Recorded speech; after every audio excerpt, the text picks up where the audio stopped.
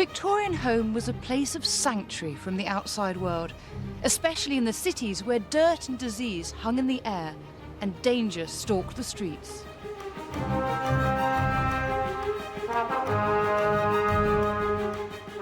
And thanks to advances in science, a whole host of products and services were promising to make life at home cheaper, easier, and more convenient. But they were also making life much more dangerous. For under the guise of family-friendly products, mass consumption was bringing killers into the very heart of the Victorian home. With the aid of modern science, I'll seek out the deadly assassins that hid on every floor. Leaning too close to the fire and poof, they burst into flames. I'll be revealing what the Victorians couldn't see inside their homes. 5 grams is sufficient to potentially kill a small child. And showing the terrible injuries that were inflicted in the name of progress. That could completely remove the skin from the hand and the arm. Welcome back to the perilous world of the real Victorian home.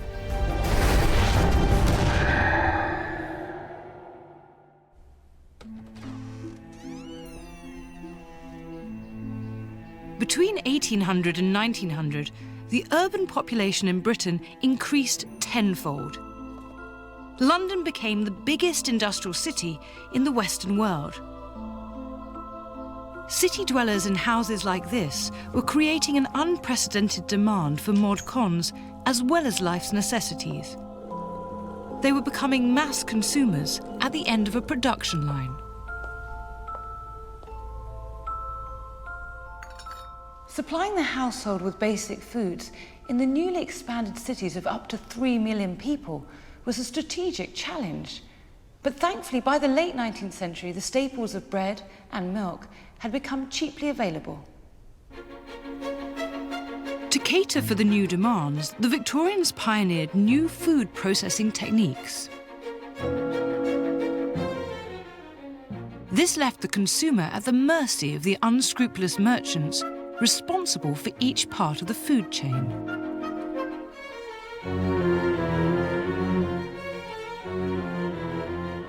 One thing that the Victorians loved above all was profit, and the way to make profit, of course, is to use the cheapest ingredients and charge a high price for them. So adulteration became very popular throughout the Victorian period. Some merchants would substitute real ingredients with cheap alternatives that would add weight and increase profit margins. Food adulteration had always gone on, but the new manufacturing process meant it was now big business.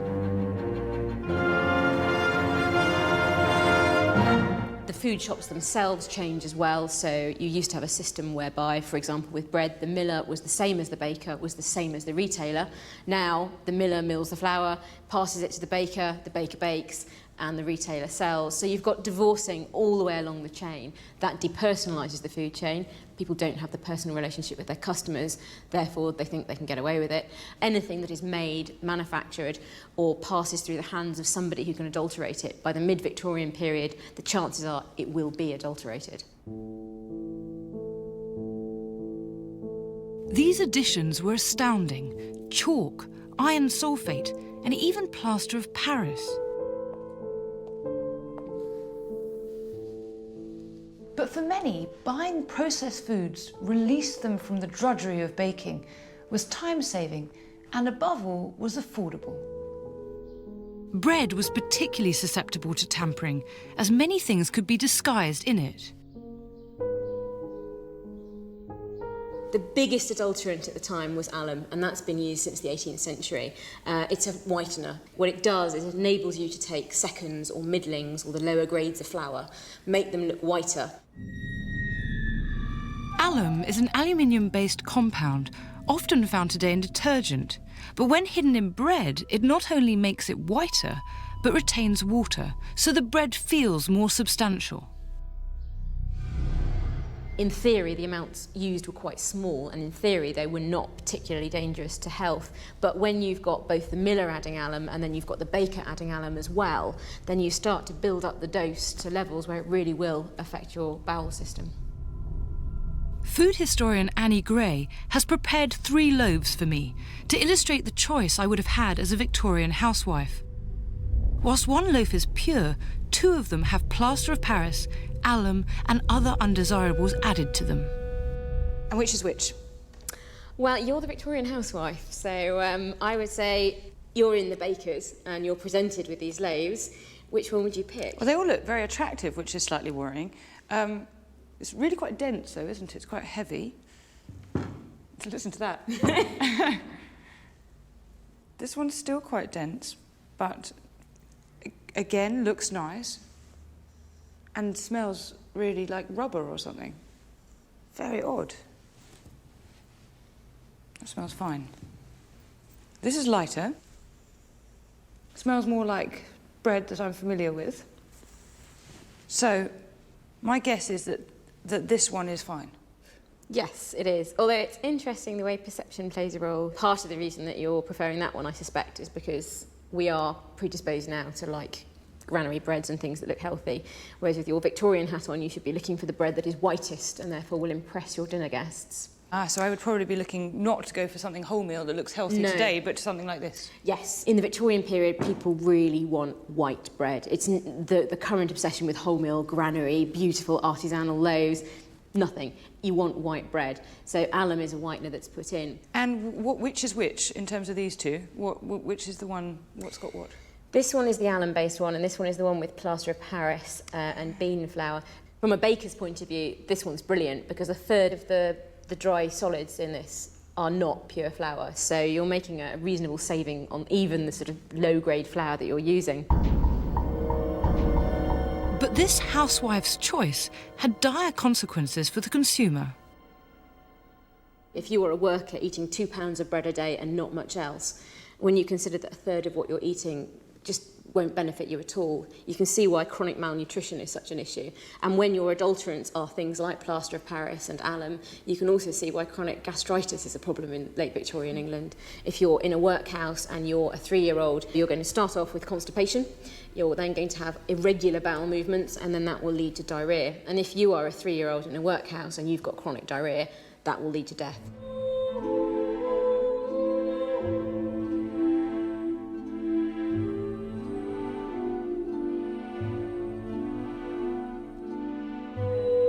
Another reason for adulteration was a desire to make food more attractive and appealing. Colour was a key component. And so there were things like colourants. You might have something like lead chromate, which is a very vivid yellow colour. In fact, it's the yellow that's used in the paint of American school buses. It's that really bright yellow. And that was put in things like mustard to give it an authentic mustard colour without having to actually include too much of the real ingredient, which was expensive. Tea is adulterated with everything, from iron filings to dust to used tea leaves, and then black lead to make it look black. Green tea has Prussian blue in it. I mean, they're pretty lethal. Sir Arthur Hill Hassall, a London-based physician, identified adulteration in 2,500 products and published his results in The Lancet. This led to the first wave of legislation in 1868. The food adulteration laws were not very strong when they were initially put in, and they were not particularly effective either. People simply continued because it was very difficult to police, it was very difficult to prove.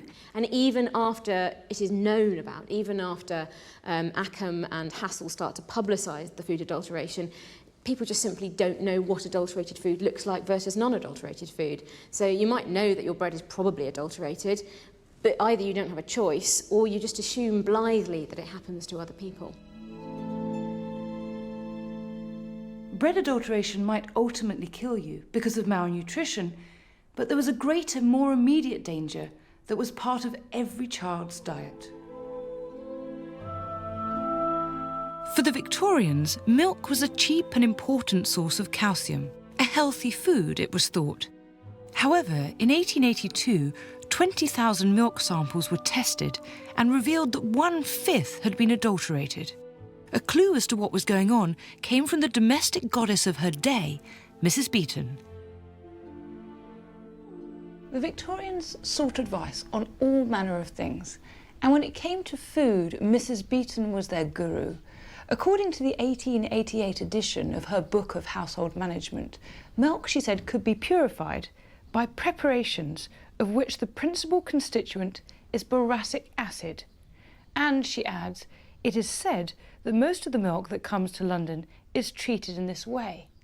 She concludes, fortunately for the consumer, it is a quite harmless addition. But was it as harmless as Mrs. Beeton believed? Microbiologist Matthew Avison has devised an experiment that tests Mrs. Beeton's advice. Boracic acid was a component of a product called borax, an alkali which was used during the Victorian period to prolong the life of milk. This milk doesn't taste very nice, so you would throw it away. The Victorians would say that's a waste, so let's do something to it that removes the sour taste. And what they would have done is added alkalis. When fresh, milk has a neutral pH measurement of around 7. But over time, as it sours or spoils and becomes contaminated with bacteria, it becomes more acidic and its pH measurement drops. So the Victorians worked out, probably by trial and error, that if you add alkali to this, it would neutralise the acid. Then I've calculated that that will neutralise the acid in this milk. So we just give it a little bit of a shake, and then we'll show, hopefully, that it gives a pH closer to neutral. So you can see this has gone back to 6.6, which is approximately neutral. It's neutralised the acid. It's now made this milk palatable again. This new wonder alkali, sold in the shops as borax, was so popular it became a staple of the Victorian larder. But alarmingly, borax wasn't only used to treat milk. It was also marketed as a wonderfully versatile product, as I found when I read the journals of the time.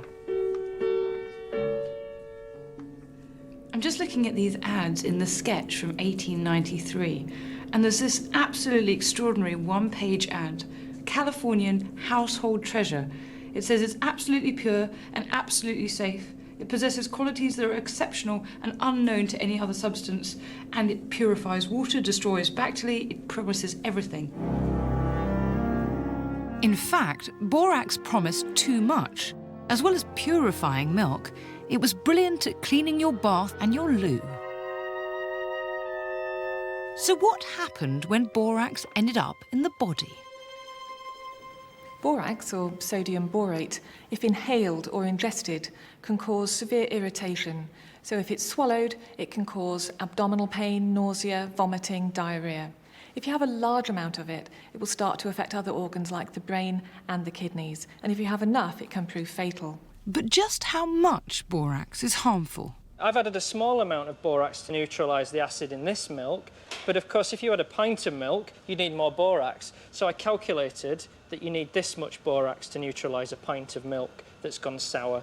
This is 5 grams, and according to some people, 5 grams is sufficient to potentially kill a small child. So the addition of borax was not as harmless as Mrs. Beeton suggested. Enough of it could kill. But by reducing the acid in the spoiled milk and disguising the sour taste, borax was concealing another deadly threat. The real problem is it doesn't get rid of the bacteria, the underlying cause of the acid, and those bacteria could still kill people. Bacteria like Brucella, which causes undulating fever. It's a nasty fever that can go on for weeks at a time. That's not particularly lethal, but what would be lethal would be TB. The bovine TB bacterium is present in cow's milk, and this was what was able to flourish undetected in the milk, with devastating effects. Bovine TB. It's not the same TB that would cause the coughing symptoms that we associate with TB, but what's called non-pulmonary TB. It spreads out into the extremities, includes damage to internal organs, damage to the bones, and particularly problematic in children. What other effects could drinking milk contaminated with the bovine TB bacterium have? Bovine TB could also cause damage to the bones and the spine. For example, it could cause an abscess in the bones of the spinal column, which would soften the bone, which would then collapse to form a wedge shape. And if several of these vertebrae collapsed at once, it could cause massive deformity of the spine. This woman was actually particularly lucky because her TB damaged only the bones of the spine and not the spinal cord itself. If the abscess had tracked and burst backwards into the spinal column, it would have compressed the spinal cord and caused paralysis at best or death at worst.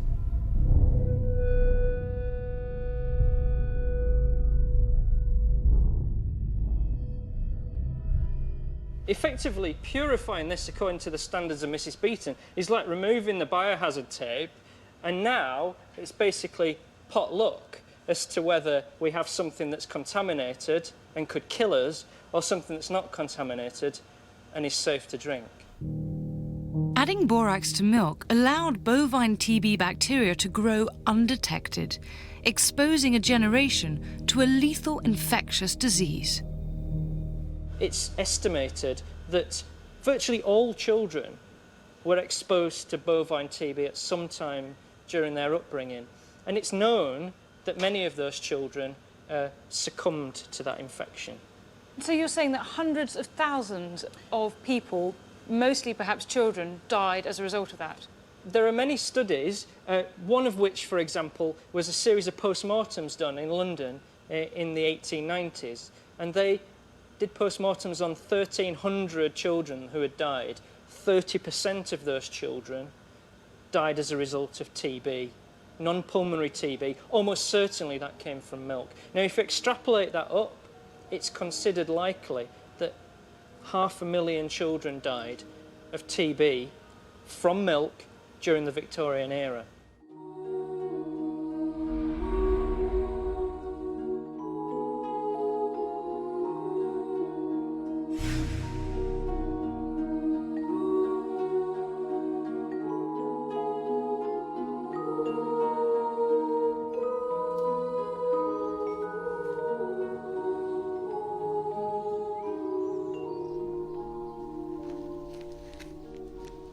Despite these horrendous deaths, the purification of milk with alkali was not banned by legislation in the Victorian period, and the problem of adulterated food continued until gradually consumer pressure led manufacturers to advertise their wares as pure and unadulterated.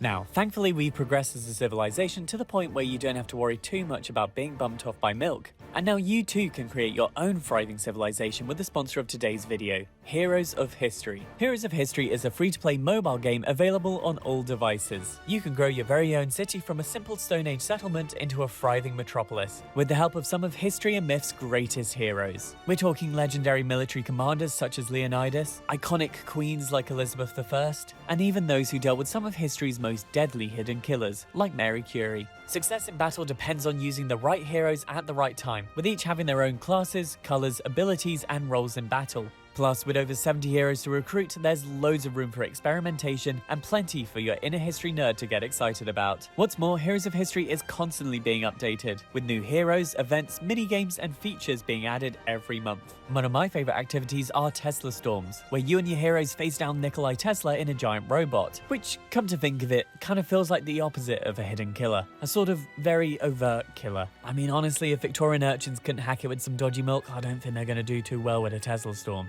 Download Heroes of History for free by clicking the link in the description. Now, back to the video.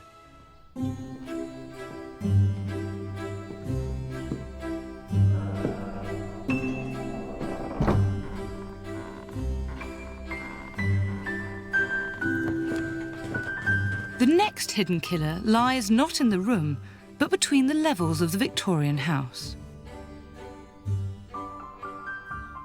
The dangers weren't just a result of products introduced into the home. They were built into the very fabric of the new Victorian houses. One of the most common death traps was right under their feet.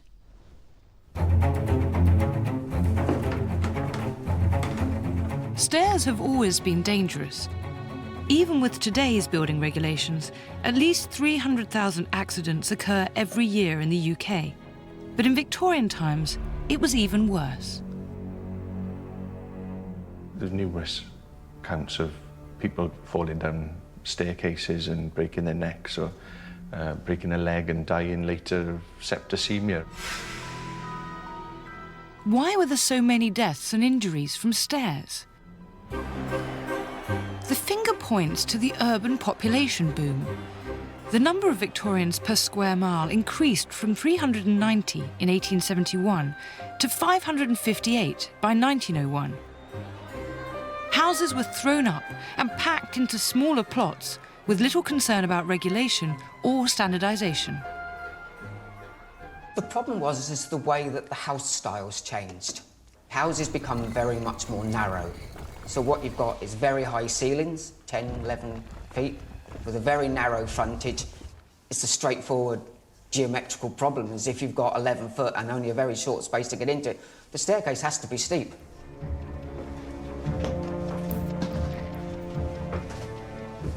In middle-class homes, the stairs that were most likely to be cheaply constructed, to be the steepest and the narrowest, were those that led to the servant quarters.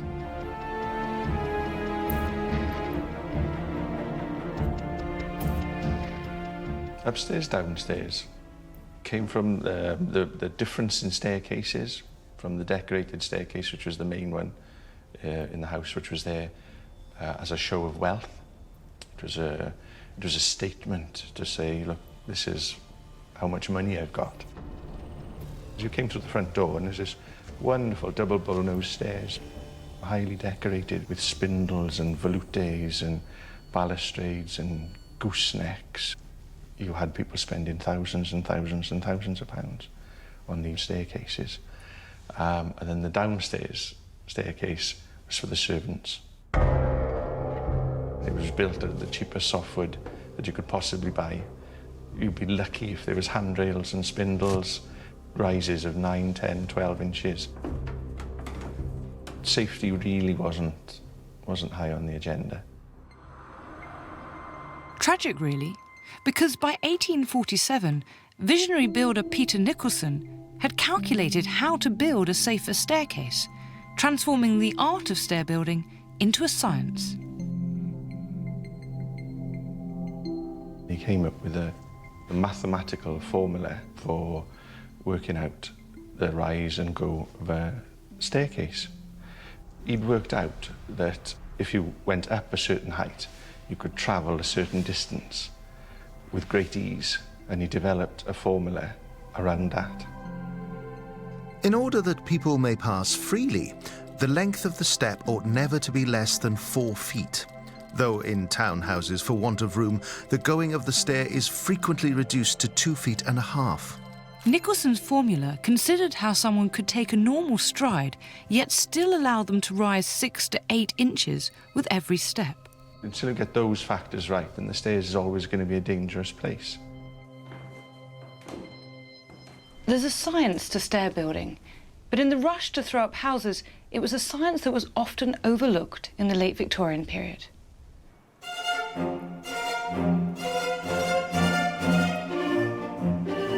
I've come to Manchester Metropolitan University to see what modern science can tell us about the dangers of the Victorian stairs. I've been wired up to a motion capture device which will track every step I take to find out how my body adapts to the stairs.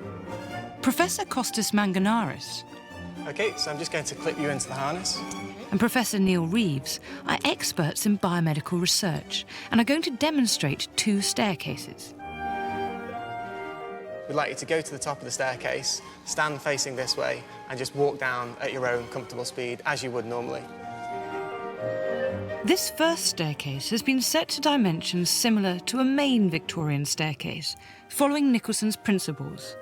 The going, or width, of each step has been set to 11 inches, and the height, the rise, to 12.5 inches.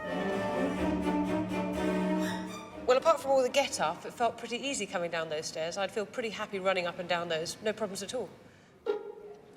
Now they set the stairs as they might have been in the servants' quarters. Forwards one. This definitely breaks Nicholson's formula. Yeah, OK, we'll leave you there. with the going narrower and a steeper rise. So can you walk down as you would normally? Predictably, this is not comfortable at all. In fact, I'm really having to slow down, change the way I take each step, and hold the handrail. Imagine if I had to carry a tray or the linen and couldn't see where my foot fell because of a long skirt.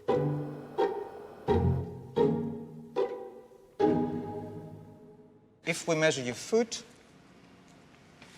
this is about 26 centimeters, which is much larger than the 17.5 centimeters room you had. I had to turn it sideways. You decided to turn it sideways. Well, otherwise, one's foot's coming off the edge. Otherwise, what would happen, an important part of the foot would come out of the edge, and then you would have an increased likelihood of encountering a slip. Yes, yes. And I've fallen downstairs before, so I was very conscious of not wanting to do it. Absolutely. From the data input, the scientists reveal that on the servants' staircase, we are 6 times more likely to fall than on the ground one. It may seem obvious that a steeper staircase would be more dangerous, but there was another hidden danger. Many Victorian homes were built with non-uniform steps. This video of a New York subway stairs illustrates what happens when one stair out of 16 is a fraction of an inch higher than the others. Professor Jake Pauls, a specialist in stair safety, studied the stairs and worked out that this tiny change has a dramatic impact on the misstep and fall incidence that is not equated to any other stair defect. In other words, you're more likely to fall if the stair is not uniform than for any other reason. What is it about that video? What does it tell us? Well, I think what it tells us is that people get used to a very regular stair pattern very quickly, so after a few steps. And if all of a sudden you introduce a step which is very different, it poses difficulties for people. And this is why it's more likely to for someone to have an accident or to slip on that irregular step. So if you'd given me 2 that were the bigger ones and then a smaller one, I almost certainly would have fallen down. Exactly. Thank you for not doing that.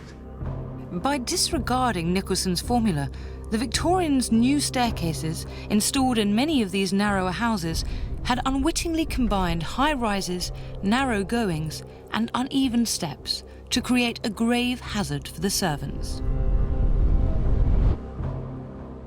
With the extra weight of carrying trays and food, there's no way that they could get up and down those stairs in one piece. Total death traps, absolute death traps. Stairs remain one of the most common sources of accident and death in the home.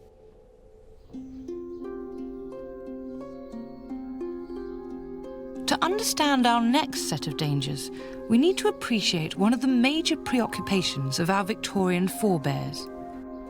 It was at this time that cleanliness was becoming powerfully linked to ideas of morality and respectability, and this is reflected in the literature of the period. Charles Kingsley's novel The Water Babies epitomises it because it suggests you could take a dirty boy off the street and transform him into a model gentleman through the cleansing power of water. It sums it up in the last lines. They say, "Meanwhile, do you learn your lessons and thank God that you have plenty of cold water to wash in, and wash in it too, like a true Englishman."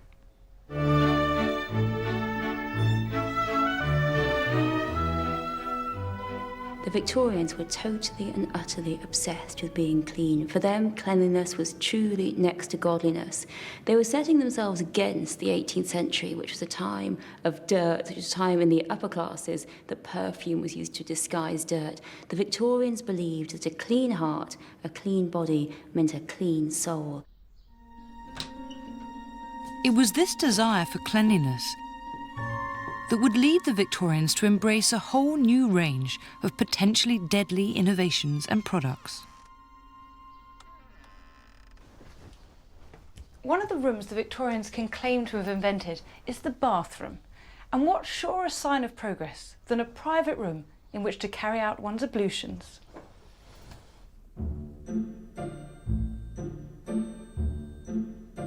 The bathroom really appears primarily because running water comes into the home for the first time. So if you can actually bring water into the home, it becomes more practical to have a room dedicated to its use.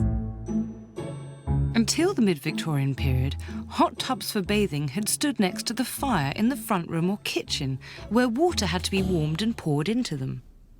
This means that servants no longer have to be sort of traipsing up and down the back stairs carrying large amounts of water. And I think this is when the bathroom, as we know it, as a sort of separate, private, lockable space away from the rest of the house, really starts to take shape. What the Victorians hated most of all was the idea of bodily fluids, the kind of smells they made, the kind of traces they left. They wanted to expunge them entirely from the body so that no one can smell the traces of these fluids that link you to the working classes. So where does the collection come from? Well, mostly it's given to us by different people. And what happened in this private lockable space could be incredibly dangerous. I've come to Blaise Castle in Bristol to meet curator Catherine Littlejohns. I want to get some idea of the inventions available to the Victorians who sought to meet these new high standards of cleanliness.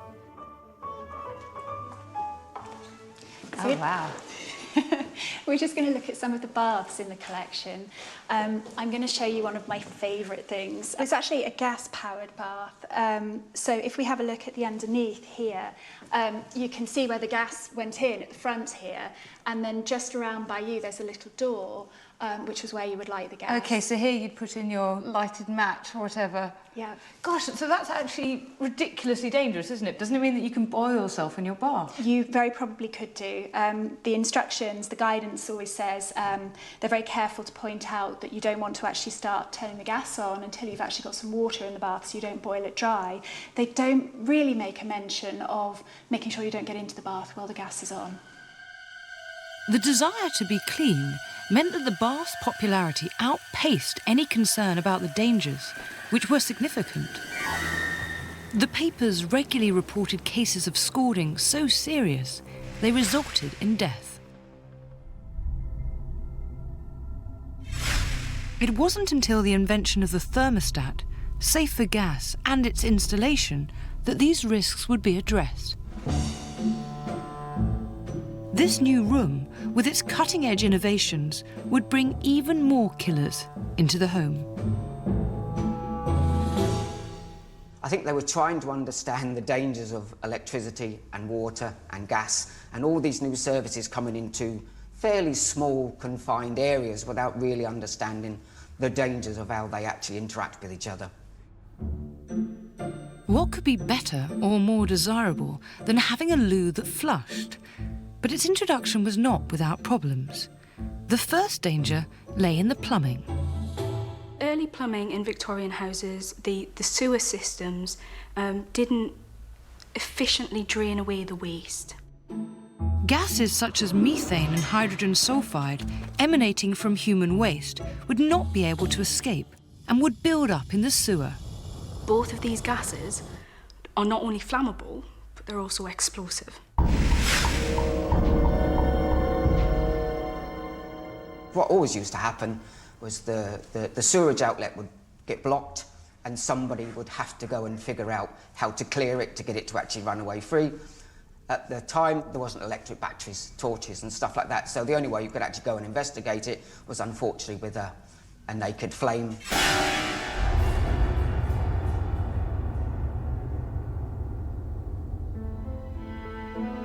Not only could gas collect in the sewer, methane could actually leak back into the house itself. It's quite a common occurrence, there's that outlets of toilets to spontaneously combust.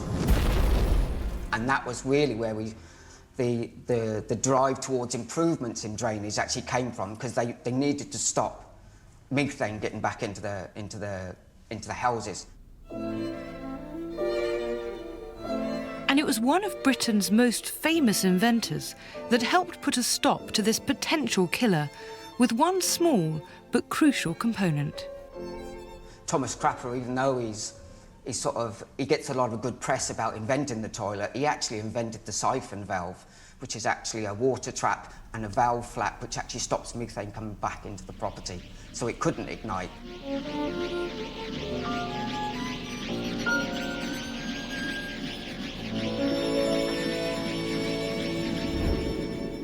It didn't stop the problem down in the main sewers, but it stopped it actually affecting the people who lived in the house.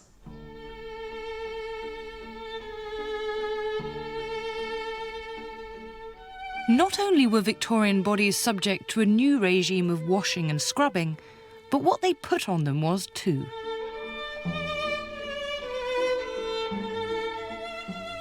Wealthy Victorians, both men and women, could change their clothes up to 5 times a day. By the late Victorian period, laundry had become a huge operation because clothing was not simple. There was an extensive amount of clothing, even for a child, and certainly for a woman. She wore a lot of underclothing, a lot of linen, and these had to be changed regularly. The Victorian mistress had a constant battle against her greatest enemy, which was dirt. The Victorian house could not escape the pollution of the time. In London, for instance, the manure of the 100,000 working horses, the pervasive smog, and the smoky gas lamps in the home all took their toll. Victorian wash day was quite a mammoth task. I mean, you washed the clothes on the Monday, you dried them on the Tuesday, and you would be ironing them on the Wednesday, so a large part of your week would be taken up by the wash. Doing the laundry was an expensive business and a major part of the household budget. For those who could afford it, a laundress could be hired in by the day. It was a military-style operation. Every Victorian middle-class woman came to her marriage with great trunks full of white clothing, linen, and her big job throughout her marriage was keeping those just as brilliantly white, and what she used in this endeavour were soaps, disinfectants, and most of all, she used the mangle.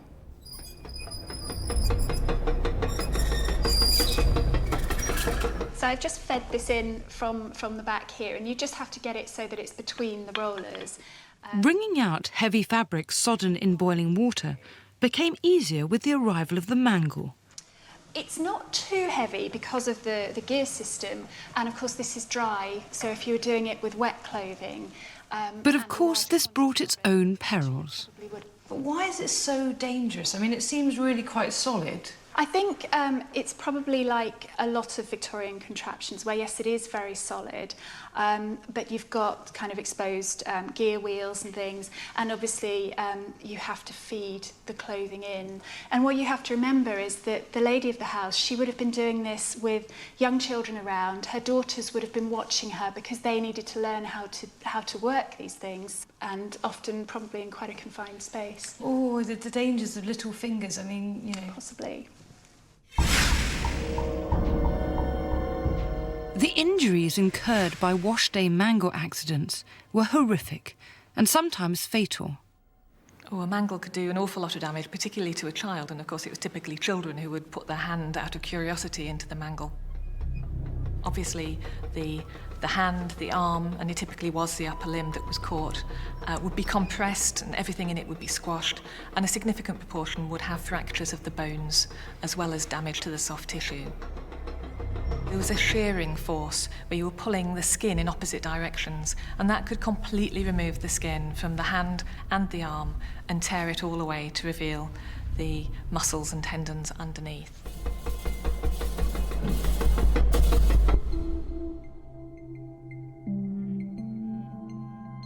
Mr. Barham, surgeon, found the child pale, pulseless, and partially paralysed, and with the parental bones on either side of his head smashed in.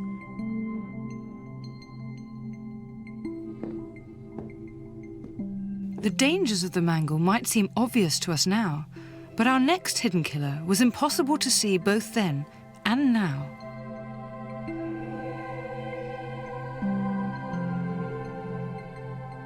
Things couldn't just look clean. The new science of germs and microbes was changing ideas of cleanliness, from tackling the visible to the invisible. Dangerous germs, they feared, could lurk hidden from sight and needed to be eradicated.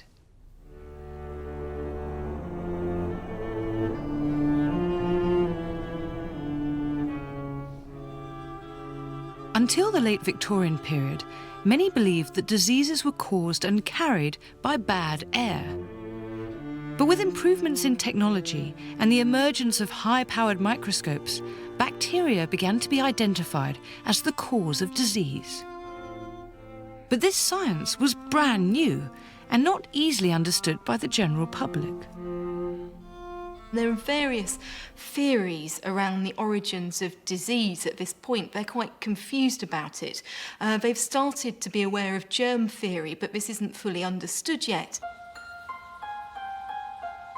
What they did understand was that there were microbes all around, invisible to the eye, but everywhere. And this made the Victorians disproportionately fearful and easily spooked. Some mothers didn't want to kiss their children because they thought it would spread germs. So this is very real and comes up again and again in diaries. The fact that people were afraid of each other because of germs, which is a horrific thing when you think about it. As this climate of fear escalated, so people became increasingly alarmed about all manner of little things.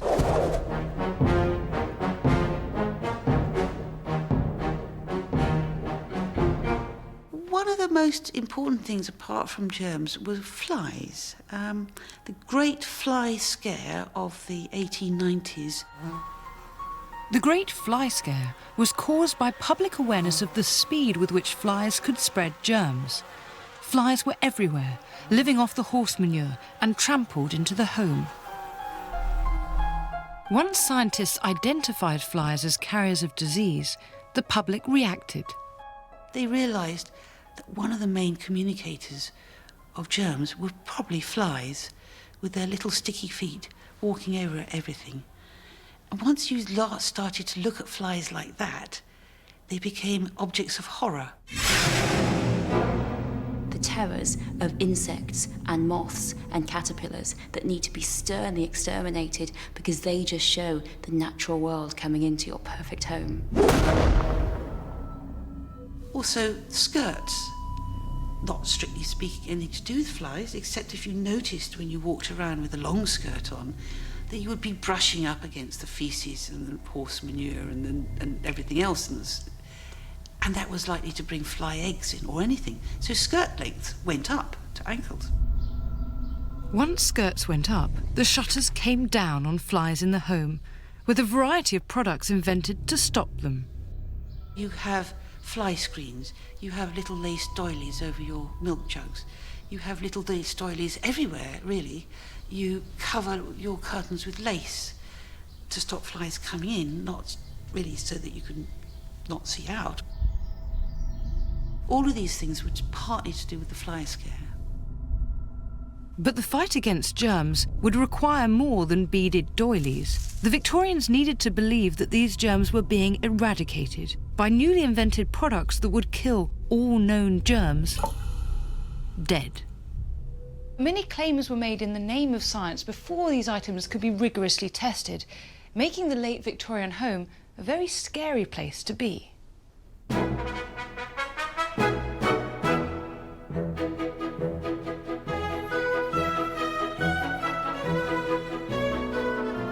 And the Victorians worshipped science, they worshipped invention, so they would do anything to make things cleaner, even if that meant using dangerous chemicals.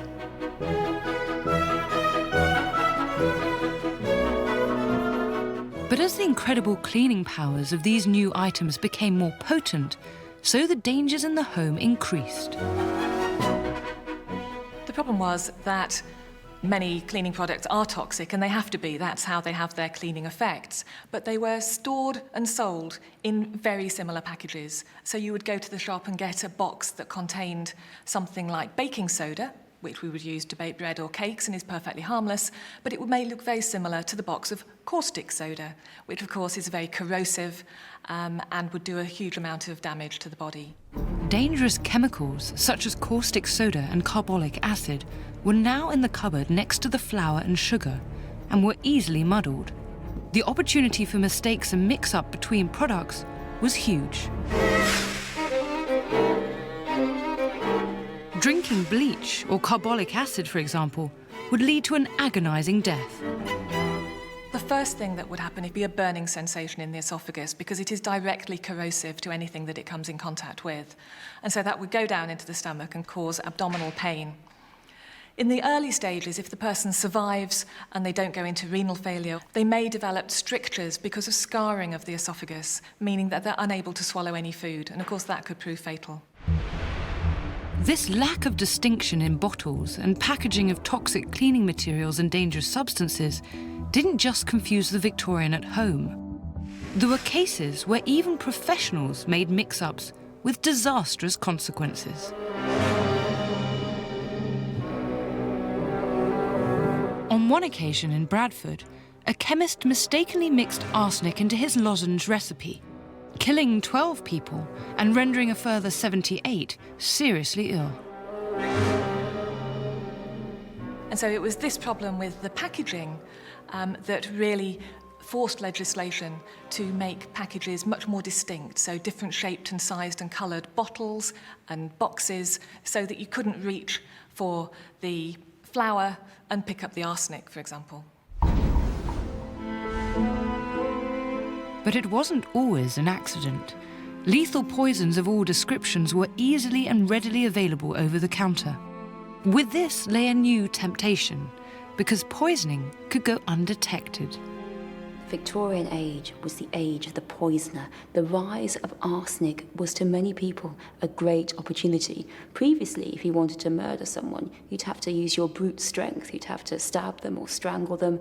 When arsenic became widely available, there was a lot of comment in the newspaper saying, well, women could just slip it into their husband's tea, so why wouldn't they? They were absolutely afraid that all the women in Britain would turn poisoner, because why would you not murder your husband and go off and be a merry widow? Why not? People bought poisons for things like rat poisoning and fly papers, so you could easily just go and buy them for completely legitimate reasons. The other reason was this is a time when life insurance became available, and so you could take out a life insurance policy on one of your family members, and then if they die, you could claim the money. And there's evidence there were quite a few unscrupulous people who took out large policies before people mysteriously died. There were many poisons around, things like arsenic, but probably the worst and the one that caused the most awful death was strychnine. Strychnine could be used both as a medicine and in the garden as a pesticide. A white odourless powder, it was like so many other items in the cupboard. It has very immediate and unpleasant effects. First of all, the muscles of the head and the neck would start to contract, and then spasm would spread to all the muscles of the body. The person would start to convulse, and at its worst, the muscles of the body would be so contracted that the person would be resting on just their heels and their head, with their back bowed in the middle and unable to move. Death would follow rapidly, either because of paralysis of the respiratory muscles, which meant that they couldn't breathe, or exhaustion following all these awful convulsions. Demand had never been higher, and manufacturers had never sold so many poisonous products. It would take a long time for that to change. It wasn't until just after the Victorian age, in 1902, that the Pharmacy Act required that bottles of disinfectant be distinguishable by touch from bottles in which ordinary liquids were contained. In order to find the next hazard, we must first understand the temptations on offer to the middle-class Victorian. Could this be a hidden killer? Manufacturers began to woo a burgeoning mass market. This was the first age of mass advertising. Back in the 1850s and 1860s, it had been thought ungentlemanly to advertise. Now, for the first time, advertising became powerfully visual. Photography and art were used to sell goods. Advertising agencies were founded, and celebrities started to endorse products.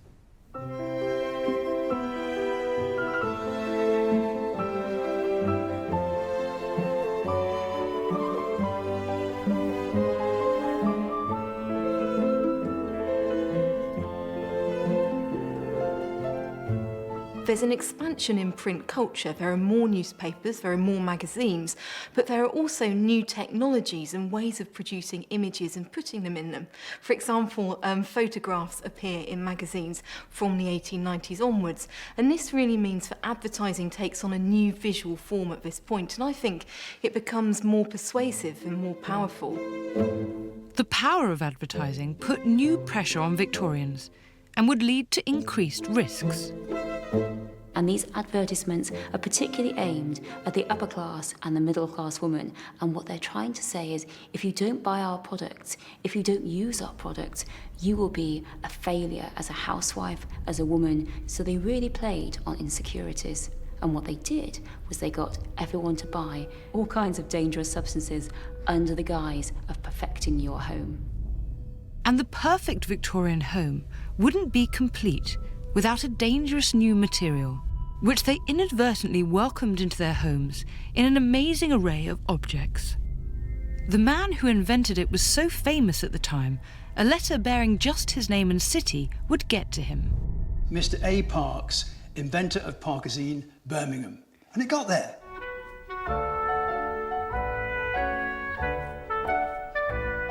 Birmingham, dubbed the City of 1,000 Inventions, had become a magnet for scientists. And it was here that Parks developed his revolutionary idea. He took cotton wool, ordinary cotton wool, which he combined with acids and various things, and he discovered how to convert the material into a mouldable material, which we today will call plastic. So we reckon he's the father of plastics. So we've sort of forgotten about this great British inventor, haven't we? I know. He was a great inventor too. He had something like 90 patents to his name. Well, he wasn't a very good businessman because the company folded about 2 years later. But his idea was so good, it was picked up in the States by a guy called Hyatt. And Hyatt gave it the name celluloid. And from then on, we've known it as celluloid. We've forgotten Parks, but we all know celluloid as an early material. It was the Americans who developed it into a business success and started something of a revolution. It wasn't until 1885 that the world's first really successful plastic product hit the streets, and it was something quite unusual. It was a celluloid collar and cuff, and there's a sociological reason for it, of course. Remember the clerks sitting at those high desks writing away in ledgers all day long, and they wouldn't be allowed to have scrap paper for calculations, so they made calculations on their cuff. Now, they couldn't afford a clean linen collar and cuff every day like their bosses, and they couldn't afford to launder them, so by the end of the week, they must have been chaotic, with numbers going left to right, right to left and backwards. But then along comes celluloid. You can do all the numbers you want on your cuff during the day, take it home at night, put it under the tap, rinse it, shake it dry, put it on again in the morning looking pristine, just like the boss. And it was an amazing sociological success all over the world, 1885.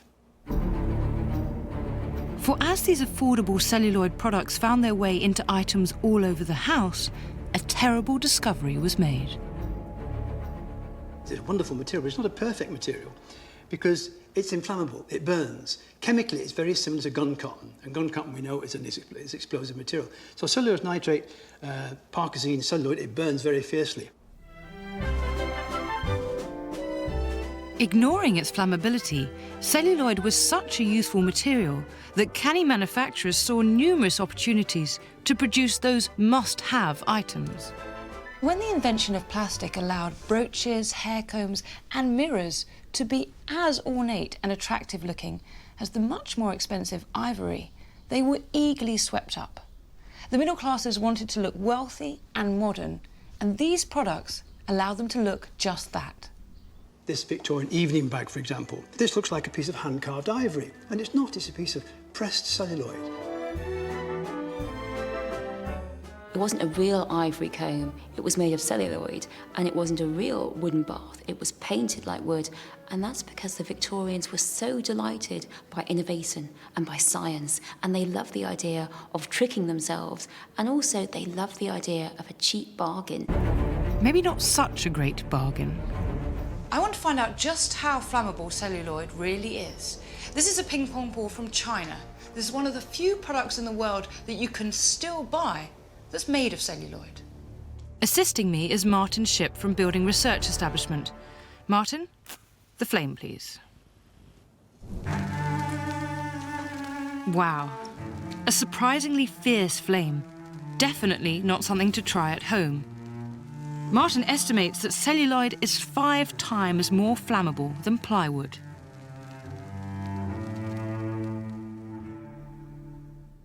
Celluloid's chemical composition meant it could not only go up in flames easily, but it was also unreliable in other ways. Over time it degrades.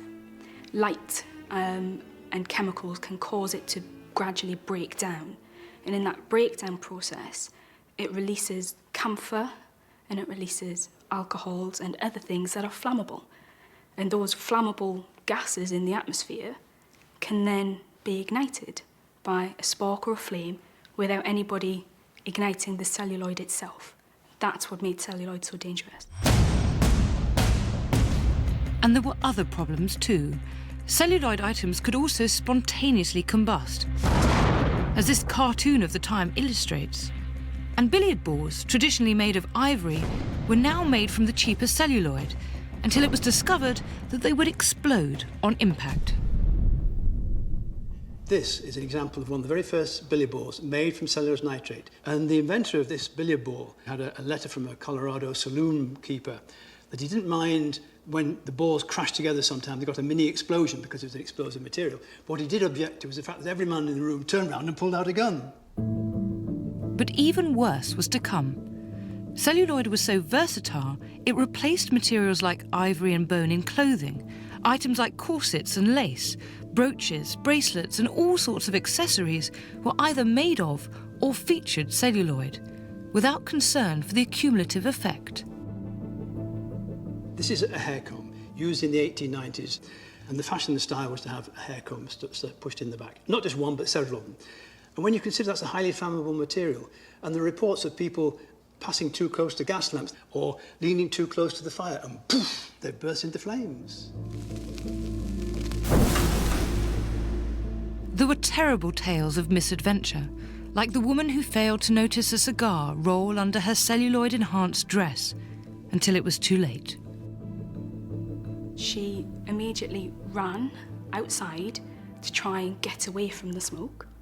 Unfortunately, that change in conditions from fairly restricted within a small area within a home to outside where there's a lot of oxygen and some wind, the skirt started to burn with flames, and she was immediately engulfed in flames. In her pursuit of cut-price fashion, the Victorian woman had been transformed into a walking fire hazard.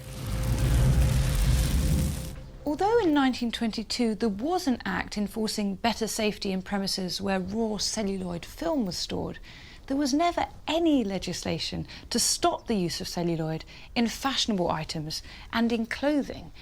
It was only over the course of the 20th century, as more improved, less flammable plastics were invented, that the use of celluloid declined. But while its introduction had been a dangerous one, it developed into a far safer product that is still with us. One that a British inventor had been responsible for.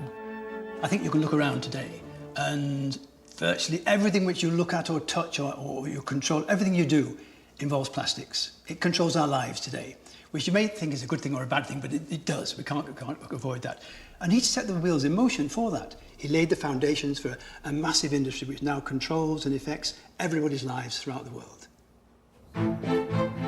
From the food they ate, to the clothes they wore, and the gadgets and products championed by the new exciting advertising campaigns, Victorian homes were brimming with killers. They lay dormant until scientific progress, consumer concern, or a brave new pioneer raised their voice above the clamour and forced a change for the better. But the Victorian ideal of safe as houses was never really fulfilled. Many of the domestic fatalities of late Victorian Britain can be explained by middle-class desires to make their lives easier, cheaper and more convenient, and to conform to ideals of morality and respectability. But we mustn't forget that they were pioneers, and progress always comes at a cost. As the century reached its close, Britain was leading the world and was on the verge of a golden age in which scientific advances would really start to make a difference. But would the Edwardian home be any safer? Next time, I'll be discovering how a new century, a new monarch, and extraordinary new inventions would have an impact on the Edwardian home. She covered her face in poison. Absolutely lethal.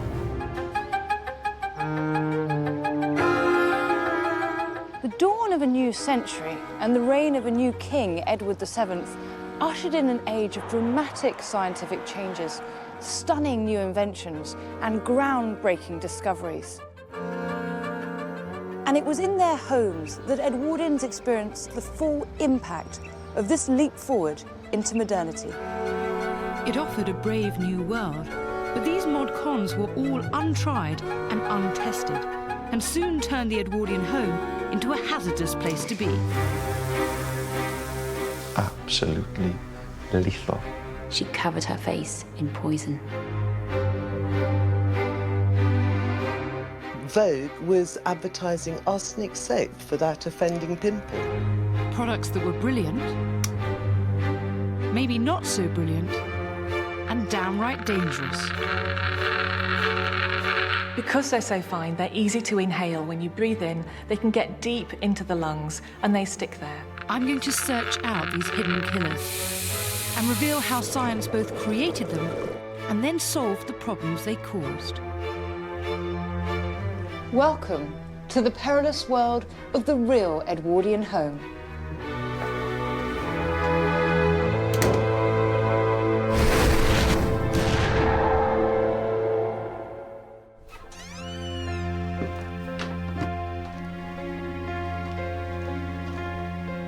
This is a typical house of the Edwardian period.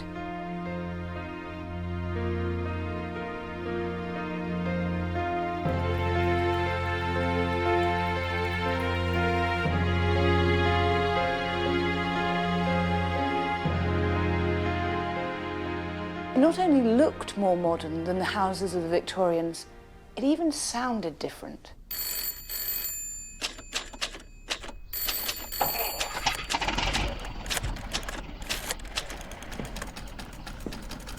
Queen Victoria died in 1901. Her son, Edward VII, became king, and the era that bore his name began as the new century got underway. And it seemed as though a world of opportunity was opening up.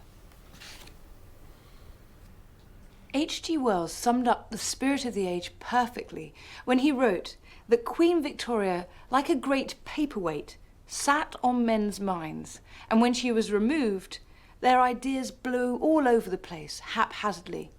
In other words, her death created the perfect conditions for new ideas to flourish, and this, of course, had an impact on the home. In the first 5 years of Edward VII's reign, over 140,000 British patents were granted. But if that's your blooming game, I intend to do the same. So the little of what you fancy does you good. Like the Victorians before them, the new Edwardian middle classes had the spare cash to purchase products that would make their home lives more comfortable. The most exciting new invention on the market was electricity.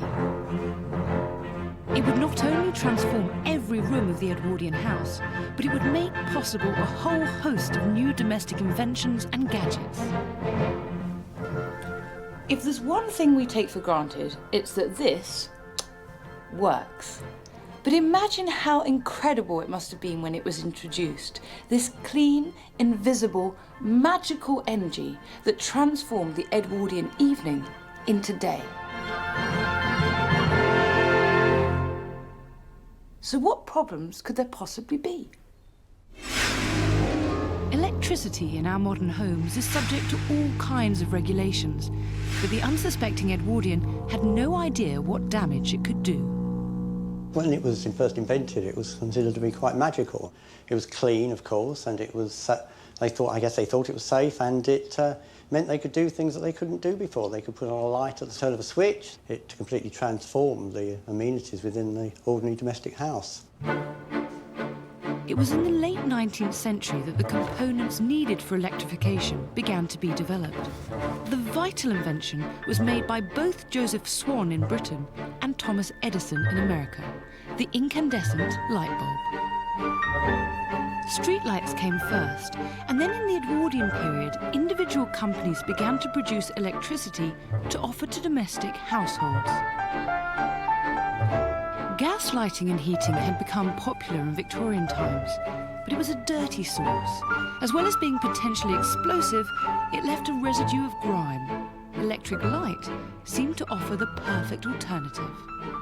It might seem an obvious thing that electricity should replace gas, but at the time, electricity companies and gas companies were very much in competition. People had just got used to gas lighting, and now they're faced with a new technology, something else which they've been told to sort of take on and adopt in their lives. This is instructions about how you'd use your Edison electric light. And it says, do not attempt to light with match, simply turn key on wall by the door.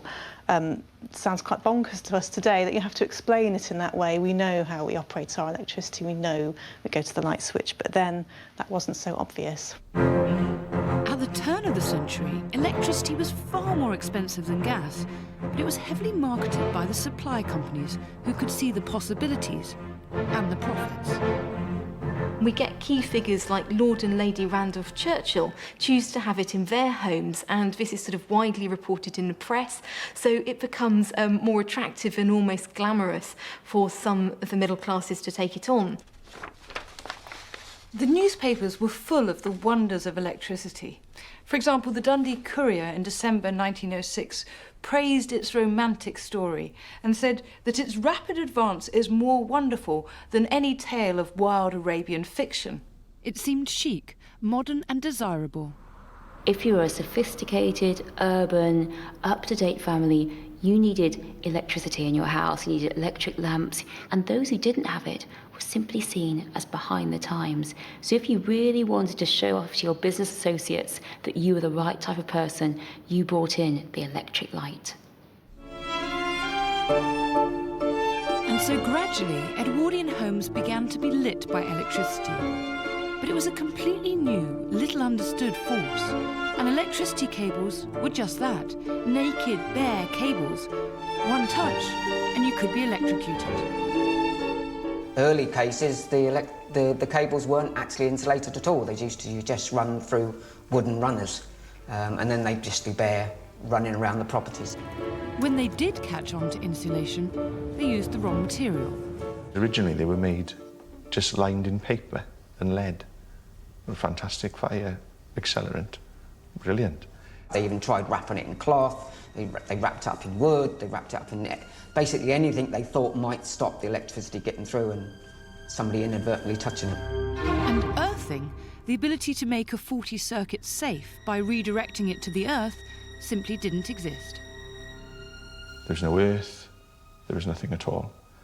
So if you had a small child that could just, run around and touch one of these things, they're absolutely lethal. Lethal or not, the fearless Edwardians kept inventing and found the new power source could be used for all sorts of domestic appliances. Its full potential could be seen in the electric house, the centrepiece of the 1908 Manchester Electrical Exhibition, the tomorrow's world of its day. And on display were all the must-have items for the ideal Edwardian home. One excited visitor wrote a postcard about their visit. I went to the electrical exhibition last week and spent a very enjoyable afternoon. Kettles boiling and frying pans on the go, all on a clean table without a speck of dust. What sort of items were available? A whole range of things that we see now and we find a commonplace in our homes today, but also a whole other range of things which maybe we're not so familiar with. All sorts of weird and wonderful appliances appeared, some of which had not been seen before or since, as suppliers tried to generate a demand for electricity beyond the electric light. What's this? That's actually an early electric curling tong, and you just put your curling tong in there to heat up. And this must have been quite a breakthrough to have an electric iron for the first time. Up until now, irons had been heated on coal stoves. In many ways, I guess that is quite a breakthrough and one of the appliances that people probably were most fond of in the early days. A look at the magazines and papers of the time reveals a fundamental lack of understanding about how to use electricity safely, even by some manufacturers. In the Evening Telegraph of December 1908, it recommended the use of an electric tablecloth, a device which it says up-to-date hostesses will not be long in taking advantage of. One of the most unusual items is probably this one here. This is a tablecloth, it's an illuminating tablecloth, and the idea is that you turn it the other way round, so you'd have this side showing. And wired up inside here are just bare wire connectors.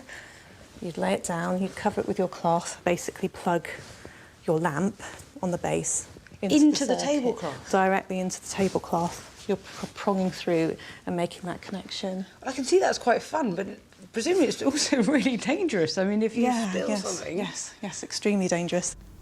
Whoever in their right mind thought up of putting a tablecloth which stores water and food and all the rest of it and run electricity through it was beyond me. But it was new.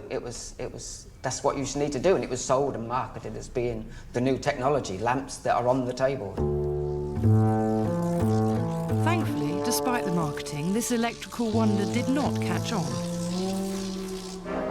They had the goods, but they didn't have the infrastructure we have today. And here lay the problem. They would use the light socket to run all sorts of pieces of equipment, possibly even electric heaters. Now, From the wire going to the light? That's right, yes. They would put an adapter into the light socket. They would then run a bulb plus another piece of equipment off that. And in extreme cases, they would add a number of adapters and have a number of different sorts of pieces of equipment coming off the light circuit. And then you would get this whole sort of cascade of adapters coming out from the ceiling fitting, what we call a Christmas tree, leading to lots of different pieces of equipment.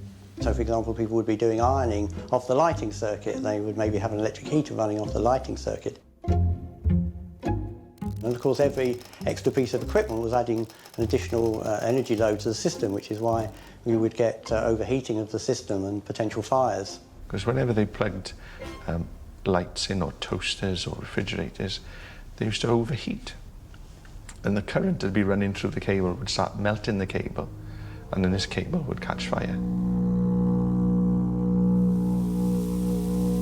To demonstrate how quickly overloading can cause a fire, Martin applies a battery to wire wall. The battery is too high a voltage for the wire, mirroring what might have happened in the Edwardian home when extra appliances were added to the electric light socket. This overloading of one circuit is what caused fires in Edwardian homes.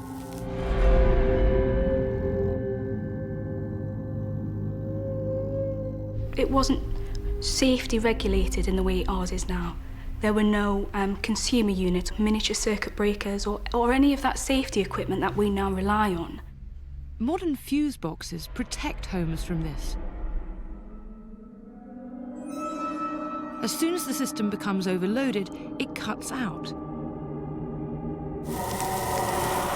But back then, the electricity would keep flowing. There would be a fire in the house, and knowing your luck, you'll be in bed when it happens, and there'd be no getting out. Although the Institution of Electrical Engineers issued its first wiring regulations in 1882, they were often ignored. Part of the problem was that initially, electricity was sold by individual local companies, who each supplied a particular voltage of electricity to their local area. So an iron used at home in Manchester wouldn't be compatible with one in Liverpool. It was down to the individual generating company what voltage and what ampage they put the electricity into the properties. So even though you understood one system, it didn't mean that if you went further down the road and bought the electricity from somebody else, it would be exactly the same. On its own, and left alone, electricity isn't overly dangerous. It's when you bring in the human factor, that's when electricity becomes dangerous. There were countless stories in the newspapers of the many and varied ways people had managed unwittingly to electrocute themselves. He accidentally touched the main and, receiving the full force of the current, was killed on the spot. The deceased, while larking, swung himself upon an electric light bracket which broke, and the electric current passed through his body. Being electrocuted, the effects of that depend on several things: the current, the duration of the electric shock that you have, and also the voltage. If you have a very low current electric shock, for a sufficient duration, it can affect the beating of the heart. If you disturb that electrical flow around the heart, each of the individual heart muscles can contract individually, and so there's no concerted effort, and so no blood will be pumped around the body. So damaging the heart with an electric shock is particularly dangerous, and that can happen even at quite a low current. If you have a very high current, you typically get a burn where the electricity enters and possibly leaves the body, and that may cause instant death as it causes the heart to stop. Though slow to address the dangers of electricity, Edwardians credited it with all kinds of health-giving properties, which led to some strange practices. What is that? It's got a sort of space-age element to it, hasn't it? Doesn't It's it? well used. It's an early sunray lamp. It was meant to encourage sort of good health. The theory was that this would make you healthier, and there are adverts from a bit later on where they show babies positioned in front of these.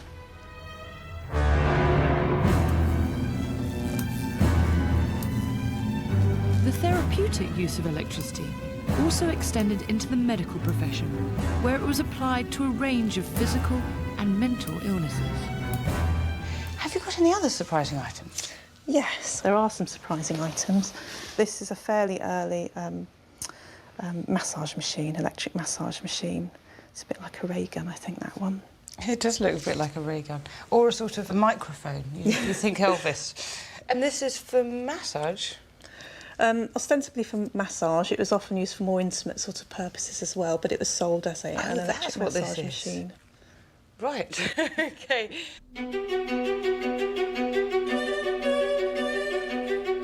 Some of the things Edwardians got up to in their own homes revealed how little they understood this deadly force. To my amazement, I even found an extraordinary headline in the Daily Mail. A man accidentally electrocuted himself during his daily beautifying routine. He was using an electrical gadget which was plugged in at the mains and was designed to enhance and inflate his pecs. A man's fatal vanity. He attached the needle wire to the electric light, worked the needle over his breast, and dropped dead.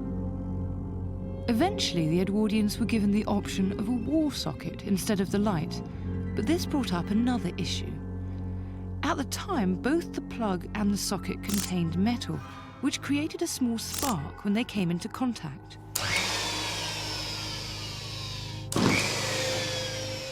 The spark is typical of any piece of equipment which is being plugged in or plugged out when the equipment is live. So as two pieces of metal come into contact or come out of contact when they are live, then a spark will occur.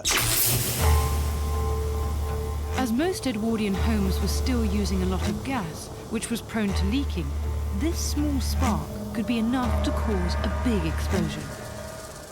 Explosion just waiting to happen from the tiniest amount of gas, and your windows and doors, and you will be on the street waiting for the undertaker, I would imagine. Over time, improvements were applied that lessened the dangers. It wasn't until 1908, 1909 that Edison came up with the idea of a rubber socket which went onto a plug which had a fuse in, which obviously saved any shocks when you were touching it. It saved any problems with insulating, and it saved this problem of overheating. But with its varying currents, assortment of sockets and plugs, no earth or fuse box, Edwardian electricity was a dangerous business, especially as it was often installed and maintained by DIY enthusiasts. anyone could really wire up their home. So potentially you've got people not knowing what they're doing, getting into big trouble. Even one of Edison's friends killed himself, electrocuted himself, and that's somebody who knew what he was doing. By 1915, there were 600 separate electricity suppliers across the country. The demands of war led the government to take steps to set up electricity commissions to make the generation and supply of electricity more efficient. And then the government actually made a declaration that we would all use the same current, voltage, it would all come through the same way, and it was the start of the grid. Despite all its early dangers, electricity became the utility of choice for the modern Edwardian. By 1913, most of the 1 million new middle-class homes that had been built in Britain had electricity wired in, and people were learning to use it with care.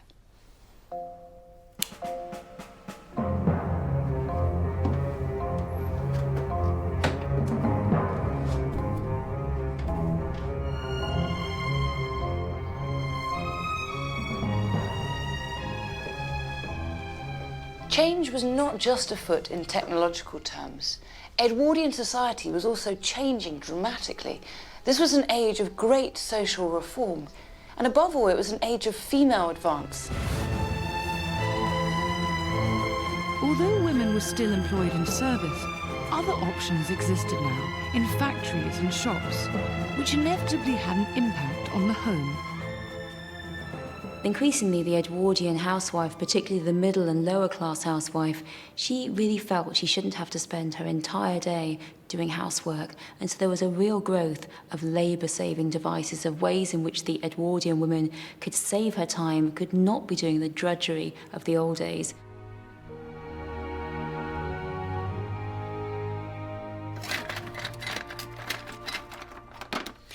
Where technological and social change met was in finding an alternative to an unpleasant chore that had traditionally fallen to women, the building and cleaning up of open coal fires. Anyone who could find a way to dispense with this onerous task was onto a winner. By the turn of the century, in cities particularly, gas and electric fires were rivaling coal. Some of them used a new wonder material. A resilient mineral that was non-flammable, insulating, and provided clean energy. The new material was hailed as a miracle. Its name, asbestos.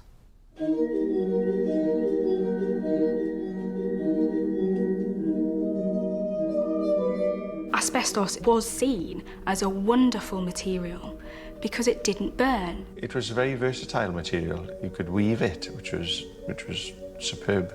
You could use it as an insulator. It's good for soundproofing, it's good for thermal efficiency, it was good for fire resistance. It was really the wonder stuff. It was strong and it was very, very cheap. Asbestos is naturally occurring and had been used for thousands of years, but never on an industrial scale. By 1909, it was embedded in all sorts of manufacturing processes. In the late Edwardian period, they were turning 190,000 metric tons of asbestos over. They were mining it. Phenomenal amount coming out of South Africa, Russia, Canada, America, all being imported into Britain and then off to the asbestos factories. Every day was like Christmas Day, because when they walked through the factory, it was snowing and it was asbestos dust. Edwardians were happily working with what we now know to be a carcinogenic killer. The first person to alert the authorities to the possibility there could be a problem was a factory inspector. The earliest account of the health hazard of working with asbestos came from Lucy Dean, one of the first female inspectors of factories in the UK.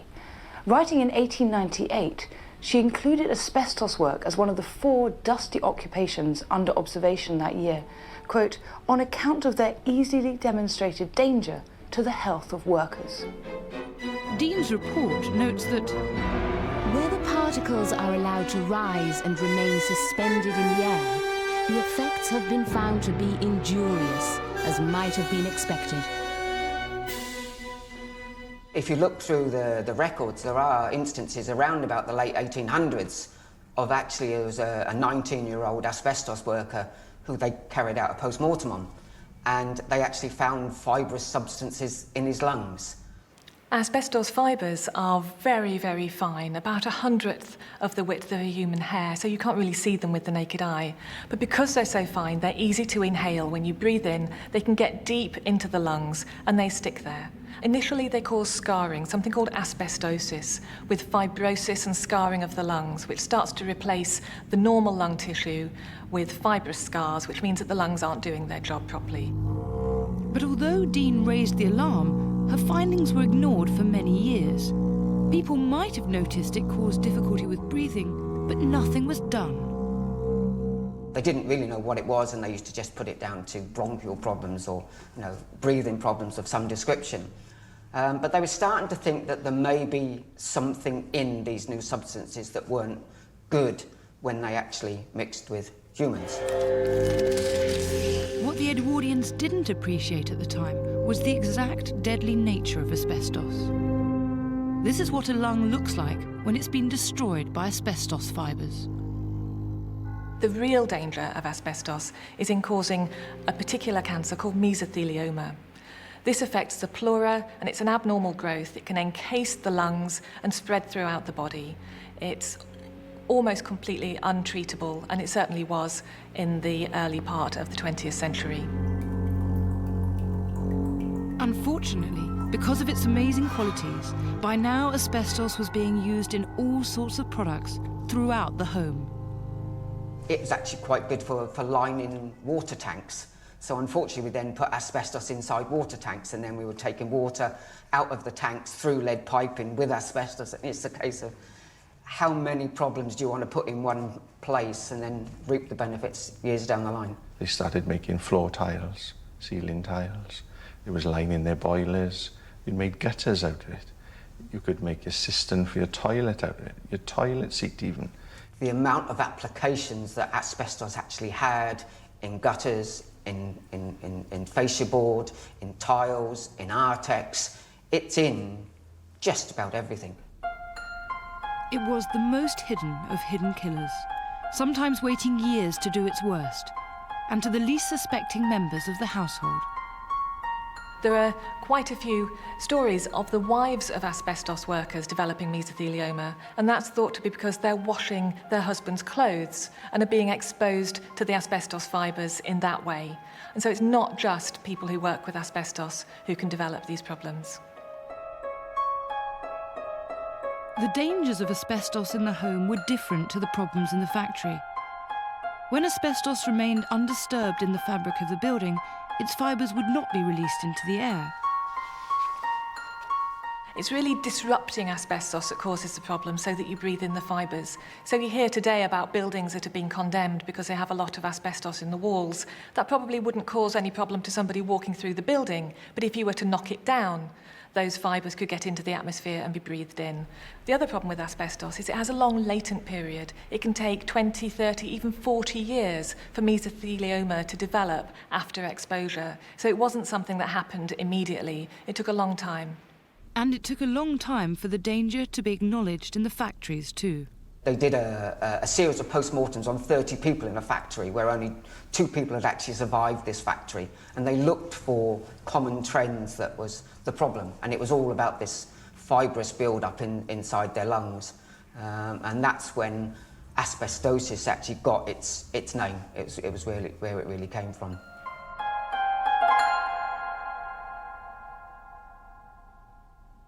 Partly because of cover-ups, partly because of a desire not to know, the dangers of asbestos didn't become public until the 1920s. The first asbestosis diagnosis by the British Medical Journal was not until 1924, and legislation took much longer to follow. Mrs. Lily Harriet died from fibrosis of the lung caused by inhaling of asbestos dust. I think sometimes it was ignorance, other times it was for a profit. There was so much money to make out of it. The death rate in factories led to a decline in the use of asbestos, and it is banned today, but it remains hidden in many buildings. A lot of people don't actually know about the widespread applications of asbestos that are no doubt still in properties today.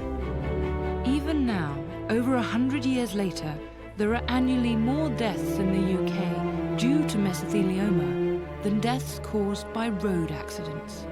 And it could be argued we won't know the final death toll for another 100 years. To this day, asbestos remains a true hidden killer.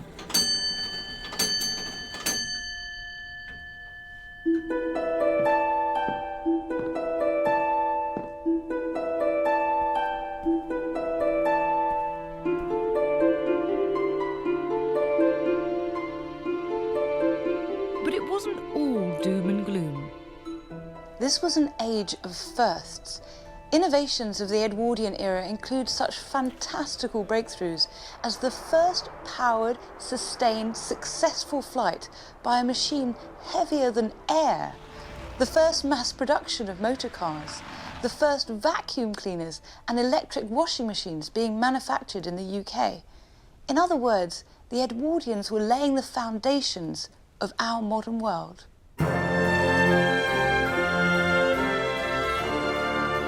These were the big inventions that transformed life outside the home, but there were also the smaller items that made day-to-day domestic life easier and more comfortable, things we take for granted today. All of the items and activities that the modern middle-class Edwardian needed could be bought from these pages. 100 years previously, most of them would probably not have existed, let alone have been available for mass consumption.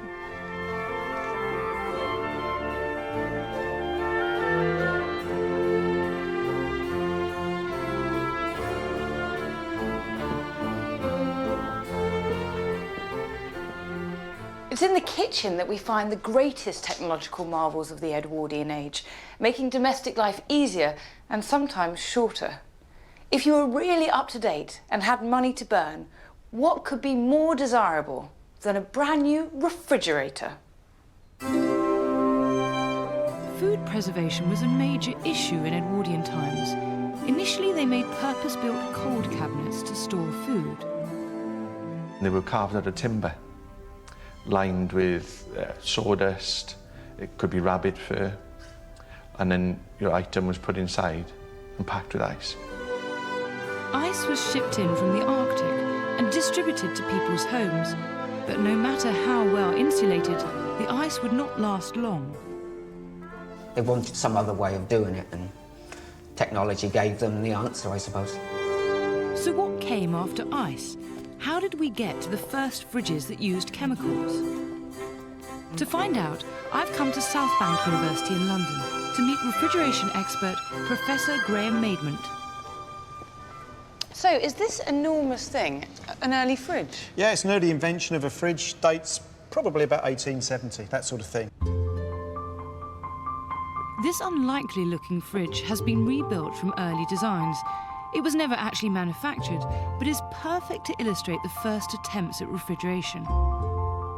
When a version did come onto the market, it wasn't cheap. The earliest commercial fridges, early 20th century, would have been about £700, that sort of price, and compared to a Model T Ford, which was maybe £500, so more expensive than a car. So early fridges were the plaything of the Edwardian rich and did not become affordable to the masses until much later. And how did it work? Refrigeration uses the principle of evaporation of a liquid to gas to produce a cooling effect. And if I can show you the little experiment, in this can we've got some butane, which is a common refrigerant that we use today. If we spray it, you can see it actually produces cooling as it hits the surface and evaporates. Well, yes. At first it's warm, but then it gets really cold very fast. The evaporating gas draws heat. This is how a fridge works. The Edwardian engineers understood they needed to create a cycle where a gas could evaporate, draw the heat, and return to liquid continuously. The refrigerant would have been in this pipes here and would have made this small container within here cold. Just this little thing in the middle here? Absolutely. I know it's huge, isn't it? The whole machine is massive, just for a small amount of cooling. Yes, you could have put a pint of milk in there and that's about it. That's it. What's all this then? Well, that's basically making the refrigerant back to a liquid again. We've got a compressor that pumps it. This is a hand-driven one, so you'd have had a servant driving this. That's a terrible job. That's awful. You mean you'd have to be doing this all day, 24 hours a day, in order to keep that pint of milk cold? Absolutely. It took time for the technology to develop to cope with the chemicals they knew could work. This prototype was developed before electricity and well before rubber sealants. You can see here, you know, the sort of components that we would have used, the refrigerant wouldn't have stayed within the system, so it had leaked out.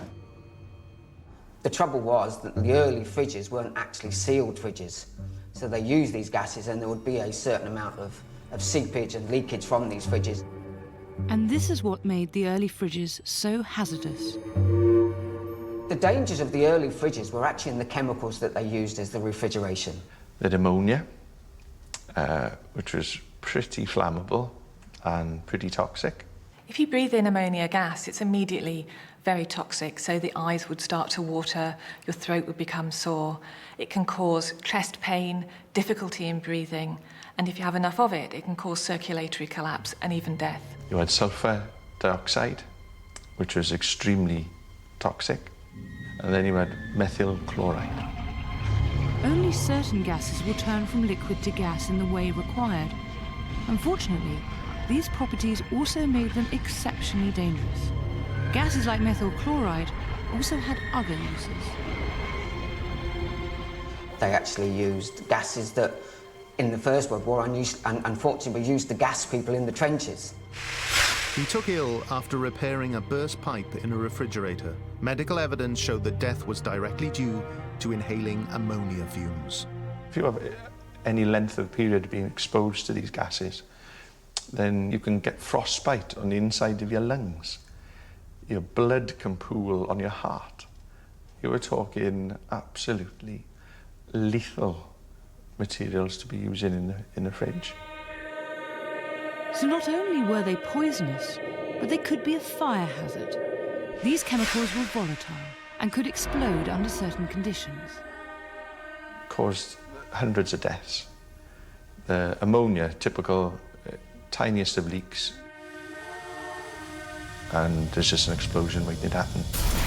It would wipe everyone in the room out. It's pretty lethal stuff. Ether will auto-ignite with a temperature of about 160 degrees C, which is quite a low temperature. And actually, there's lots of things in our house that operate with a temperature of 160 degrees C. So switching on a light switch, potentially, could do that. So when the Edwardians were introducing all sorts of electric items into their homes, they were putting things that could actually set the ether on fire without a naked flame. That's right. So that's why it's not a good refrigerant for a domestic fridge.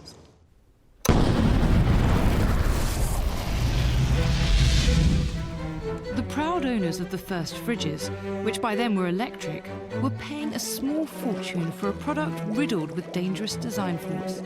Just as well, fridges didn't go into mass production until the 1950s, by which time the technology could control the chemicals. So what do we use now? We use HFCs, hydrofluorocarbons. We also use some of the old refrigerants as well still. We use ammonia and carbon dioxide, but we can use them in a better way because we've got better materials to contain them. They're actually sealed fridges now. The systems are actually a closed loop. So you have a compressor, you have the gases inside there. We're starting to use smaller amounts of the gases. They're more efficient, and as long as you actually sort of dispose of them properly, then they can be okay. So although they were using dangerous substances, they'd hit on something that really worked. Absolutely, yeah, that's completely right.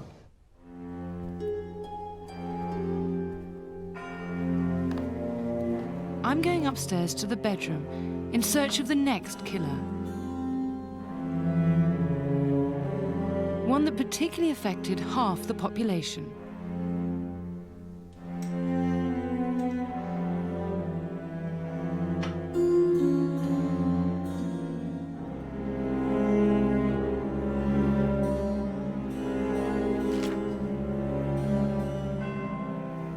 One of the consequences of the liberating social change of the period was that makeup, which the Victorians had denounced as the mark of a loose woman, became increasingly acceptable. The new Edwardian woman needed a little rouge and a dash of lipstick to look up to date. The desire to look beautiful remains a constant through the ages, but what is considered attractive in each era differs. The art of beauty, we always want to do the same things. And what distinguishes the Victorian period from the Edwardian period is that in the Victorian period, you were supposed to be perfectly beautiful with no assistance whatsoever. In the Edwardian period, you could use a little bit of help. By now, makeup was being sold over the counter in the new department stores, and the products were advertised to Edwardian women by actresses famed for their beauty. Actresses were seen as more acceptable by the Edwardians. One particularly famous actress, Lily Langtry, was actually noted very much for her beauty, and she really capitalised on this by lending her name to various beauty products, including face creams in this period. Lily Langtry here, advertising Pear soap, and she was apparently paid £132, which was exactly what she weighed. Lily Langtry's beauty was known to have caught the eye of the king, so it became a style to be copied. But beauty came at a cost. Makeup was not subject to any safety testing. Many new products made bogus claims, but were dangerous, and in extreme cases, a killer. The death of a young girl who had managed to acquire perforation of the stomach through eating raw rice, with a view to improving her complexion. The Edwardian woman was told to make herself beautiful, to catch her husband and to keep her husband. By doing so, she covered her face in poison. The dangers began before any makeup had been applied, with face cream. An Edwardian lady had to have a pure lily-white skin to distinguish herself from the sun-tanned working classes. And some of the most dangerous products are things like this. This is Harriet Hubbard Eyre moth and freckle lotion. What is that? Moths were sort of liver spots. It was a 19th century term for liver spots and discolorations on the skin. And a lot of them are well, pretty much camphor, bleach, ammonia, anything you could choose to sort of blanch your skin, because you had to have a pure lily-white skin. As late as sort of 1909, Vogue was advertising arsenic wafers, which you would take to get rid of, you know, any poor skin issues, and arsenic soap for that offending pimple. On top of these layers of poison, they put a dusting of toxic powder. Poisonous chemicals have very bright and distinctive colours, and so there were lead compounds, for example, that were very white, and so women liked to use it on their skin as part of a face powder, and that would be absorbed through the skin and could cause chronic lead poisoning. Different things were used for rouge. Cochineal, which was made out of crushed insects, that's fine, but vermilion came from mercury. Mercury is a heavy metal and it's very bad for the body. It can affect several different organs, particularly the brain, the lungs and the kidneys. It can cause problems with sensation, unable to feel things, maybe unable to see, and can cause you to go mad eventually. Even the eyes weren't safe.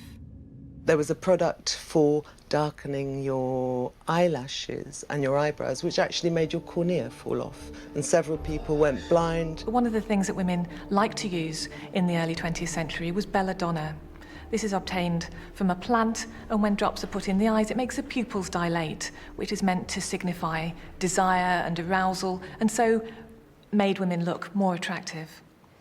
One of the problems with this, of course, is that it's a drug, and when it's absorbed, it can have an effect on the rest of the body.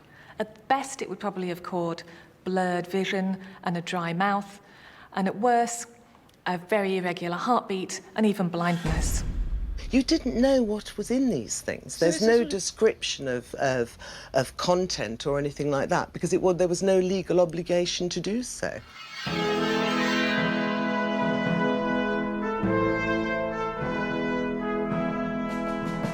lot of new treatments were encouraged at this time, all in the name of beauty.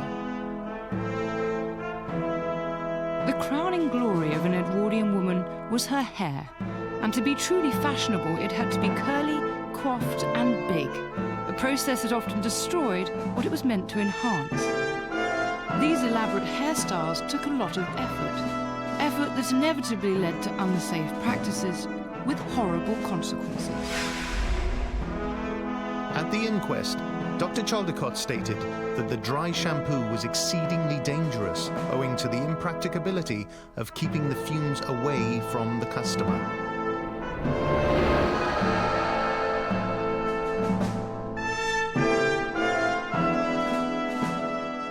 There was a big problem in the Edwardian period of female baldness. Why were women going bald? People were using very dangerous hair dyes, which was one of the causes, but the other big cause, I mean, you'd have been fine with your fabulous curls, but everybody curled their hair. And so if you're doing that, so allow me to demonstrate, this would give you a sort of a crimp. Yes. For travelling, you might have a little one like that. So you were curling your hair the whole time, and the dangers of burning with this were absolutely extreme.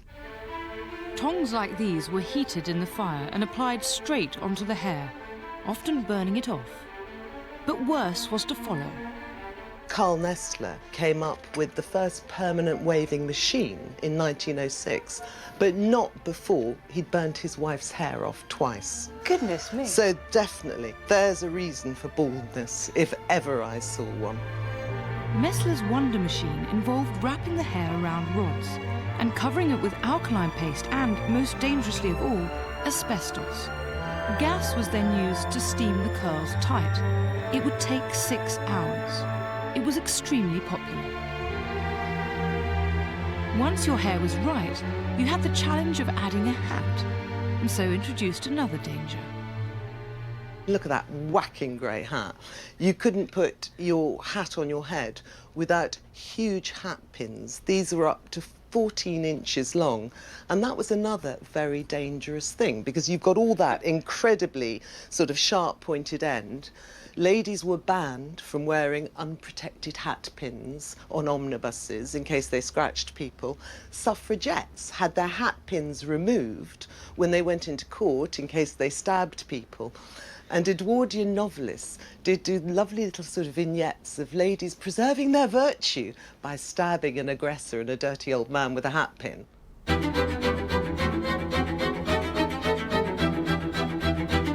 Ironically, while she was killing herself to look beautiful, the Edwardian middle-class woman was herself a killer of wildlife.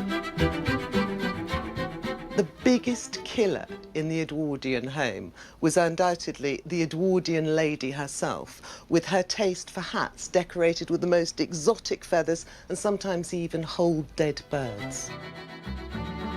Thousands of songbirds, egrets, birds of paradise slaughtered in the name of millinery. A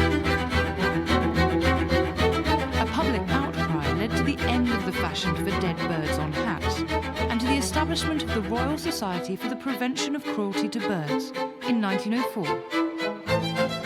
Women, however, continued to be the willing victims of the beauty industry. Bald, blind, burnt, scarred, Edwardian makeup was a dangerous business. In fact, the early 20th century was poised on the verge of the mass production of cosmetics and the explosion of a whole new industry. One that would test their products first before releasing them on consumers. Standing on the shoulders of their ingenious Victorian forefathers, Edwardian inventors continued to expand the scientific horizon, and yet Edwardian optimism was not as unambiguously confident and certain as the heady days of the mid-Victorian period. Things were moving fast, and the speed and consequences of change rightly concerned many commentators. Their great hopes of the future were matched by serious anxieties about what that future might bring, and many of their fears were justified. For their new explosive freedom introduced into the family home some of the biggest killers ever.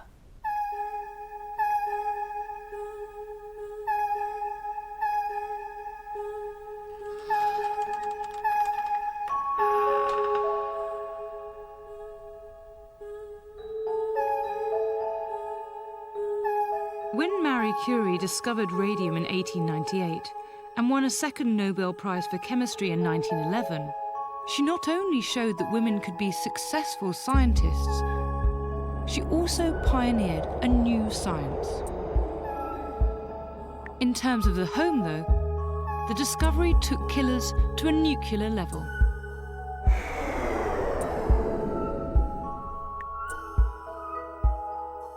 Radium was known as the wonder element, deemed capable of preventing disease and conferring medicinal benefits. It was used by doctors and quacks alike. Radium first came to the public's attention as a treatment for cancer, but it seemed to give off an energy that could be harnessed in the home in ways Madame Curie could not have imagined when she discovered it. I've come to the University of Surrey's Department of Nuclear Physics to explore radium with Professor Patrick Regan. So Paddy, why were people so excited about radium in the early 20th century? Here is this magic material that appears to come from nowhere. It's a changing of the element uranium, spontaneously apparently changing into another element, this new chemically separated material, radium, and it emanates energy. This is the birth of nuclear physics. So what is radium, and why is it a problem? Radium is a radioactive compound, and so most of its effects are due to the radioactivity. It has a very long half-life. That means that it remains radioactive for years and years. And so you don't just swallow a bit and within 10 minutes the radioactivity's gone. It continues to do you harm, probably for the rest of your life. One of the problems is that the body treats radium like calcium, and so it absorbs it into the bones.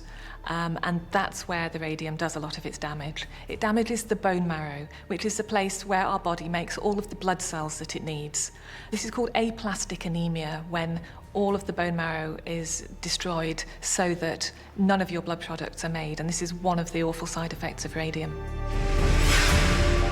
But this horror had yet to unfold in the early 20th century.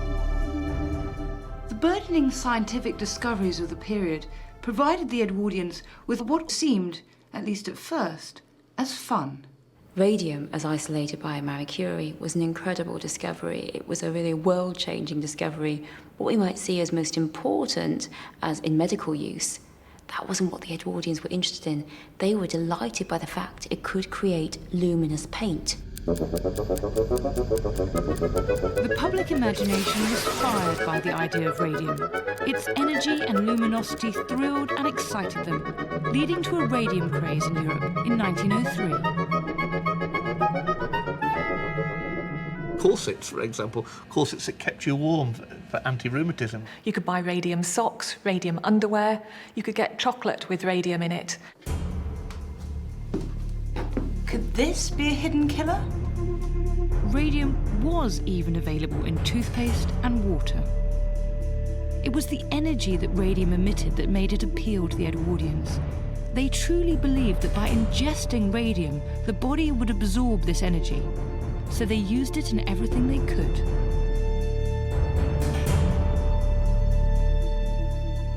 They even had radium spas where you could go and relax in the spa water surrounded by radium. Reports rather strangely also of condoms that had radium included in them. Men in particular thought luminous paint on their watch faces was pretty thrilling. So it was absolutely everywhere. Anywhere you looked, they used radium. It was a magic substance. It was seen as a sort of panacea for everything. It would be years before the damaging effects of radium were discovered. And it was one particular product that gave us a clue. One of the most popular items to buy for the home at this time was the luminous clock, and it was radium that made it glow in the dark. Radium on clocks was seen as a safety measure in the home because it meant that if you woke up in the middle of the night and there was a banging downstairs, you would know what time it was immediately from your clock. So they were sold as a safety precaution, as something that would really help you stay safe in the home. Such was the popularity of the luminous clock, a whole new industry grew up around its manufacture. Young women were employed to paint the dials. The girls who used to do that used to lick the tips of their brushes to give a fine point, and in doing so they would transfer some of the radium in the paint onto their lips. It was these working practices that led to the discovery of how fatal radium can be. Nowadays, we can measure that extremely accurately. So we can measure literally one radioactive decay at a time. And as the paint dollars would have, we've got a Geiger counter here. So Susie, if you just bring that in. Using modern-day measuring techniques and this sample of luminous green paint, similar to that of the clock dials, we can show that the paint is producing alpha radiation. But when you place a barrier, similar to the glass on a clock face, between the paint and the Geiger counter, the radiation is reduced, and the damage it will do to the skin will be less. By putting it in, basically attenuates the alpha particles. If alpha particles are external to the body, they do basically no biological damage, or very little biological damage at all. If you ingest radium inside you, it's a bone-seeking chemical. It will go into the surfaces of the bone and it will deposit its radioactive energy into that bone tissue. This is what happened to the women painting the clock dials. They developed something called radium jaw, which was necrosis of the bone. The bone was eaten away in their jaw. And it would also then go on to cause all the systemic effects, the effects on the rest of the body.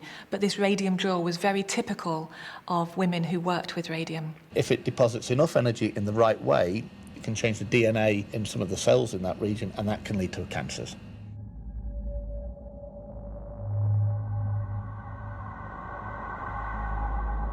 These days, we have a much better understanding of radium, what it is and how to deal with it. The tragic thing is what was known and what was hidden during the Edwardian period. One of the interesting things about this is that we believe that the people who owned the factories that were using radium and the scientists who were developing it knew of some of the dangers and took great care not to expose themselves to radium. But unfortunately, they didn't take the same precautions with their workers. That was really one of the first pieces of strong scientific empirical evidence that ingestion of radium was deleterious to health. They even tried to smear the reputation of the women by suggesting that a lot of the problems that they had were due to syphilis and not radium at all.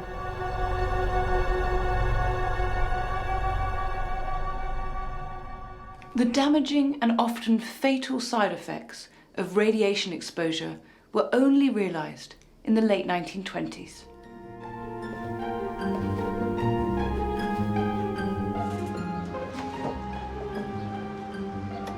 Much of the progress of the Edwardian era still shapes us today, and some of the problems are still with us too.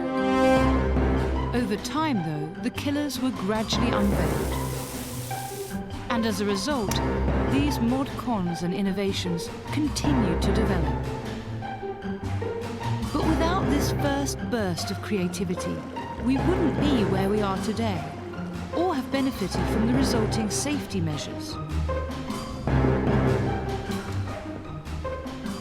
With all the new materials and technologies we're exposed to these days, we may well be storing up our own hidden killers for the future.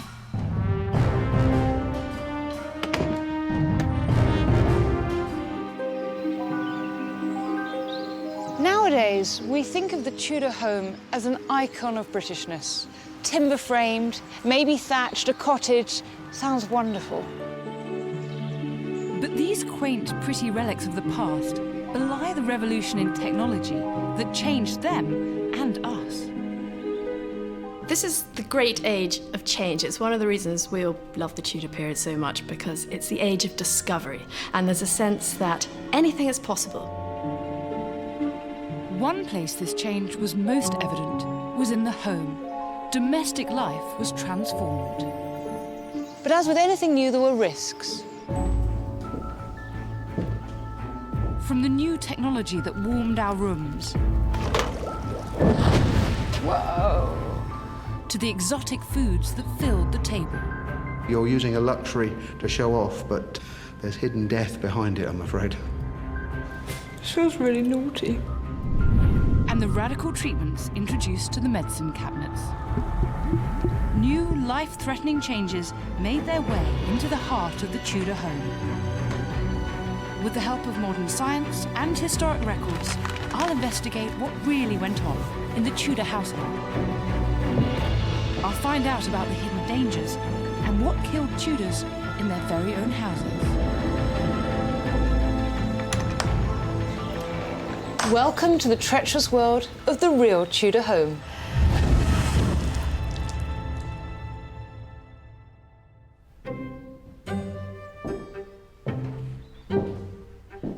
This house dates from the end of the Tudor age, around 1590. At the time, there was an emergence of people with new wealth who had aspirations for their homes. This is the house of someone in the middling sort. Those are the middle ranks of society in a pre-capitalist age, before the talk of classes makes any sense. So it's professionals, artisans, yeomen farmers, and in this case, a successful merchant. The increasingly wealthy people of the middling sort built new kinds of houses, and the unforeseen consequence was that they introduced hidden killers to the home. But how exactly did these beautiful buildings threaten the lives of the merchants and yeomen who inhabited them? Many previously unknown dangers made their way back here from newly discovered distant lands, some arriving directly into their kitchens and dining rooms. This was an age of discovery that transformed Tudor life, and exploration, conquest, colonisation and trade all had their impact on the Tudor home in various guises. The middling sort benefited from a boom in trade, prospering from the new markets and goods becoming available. New items and imported luxuries from food to furniture helped make the home more comfortable than ever before. The Tudor period is definitely the start of a real investment in material things for relatively ordinary people. So there's a huge increase in the number and quality of items that people would have had in their homes, from rich textile hangings and furnishings to more furniture, additional bedding, and many more items of tableware.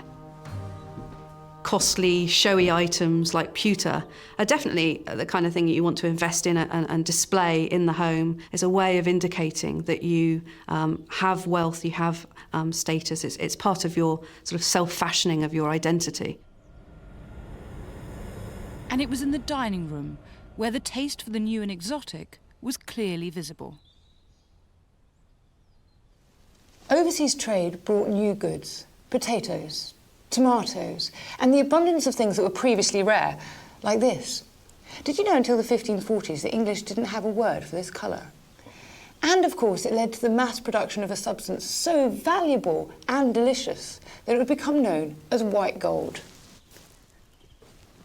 Oh, not tobacco, sugar. Sugar had been a fantastically expensive commodity throughout the Middle Ages. But in Tudor times, the price dropped sharply. Through using slave labour, production costs were kept low. So on the back of the slave trade, sugar became an attainable luxury for people of the middling sort. The rather bland medieval diet of bread, pottage, beans, lentils, oats, dairy and eggs, occasional meat, and if absolutely necessary, vegetables, began to be enhanced with sugar. What's the process by which we could produce sugar? It comes in to your house looking like this, as a sugar loaf, but it has to be broken up. Someone's got to sit there with a hammer and then a pestle and mortar, and if you want sort of an icing sugar to sprinkle over things, there's a lovely dish which is just a salad of lemons sprinkled with dusted sugar. Well, then some poor lad's got to sit there and push it through a silk sieve. So there's work hours in sugar as well as expense.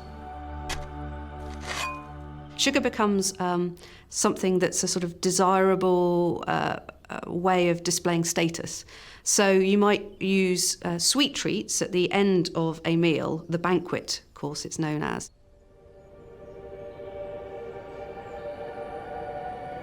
With no sense that sugar could be bad for you, they would even show off and play with sugar, disguising it to look like some other delicacy. So we've got here a little dish of nuts. There's little sugar shells with a little bit of sugar and almond in the middle, like a marzipan, dusted with cinnamon to give it the nutty colour, and you get to eat a pure sweet. And what's this? Well, why on earth did I lay out some bacon on the table when we're supposed to be being spoilt? And bacon is a working man's food, but not in this case. It's been made to look like bacon by dyeing some of the sugar with cochineal and leaving the rest white to look like fat, but it's in fact all sugar.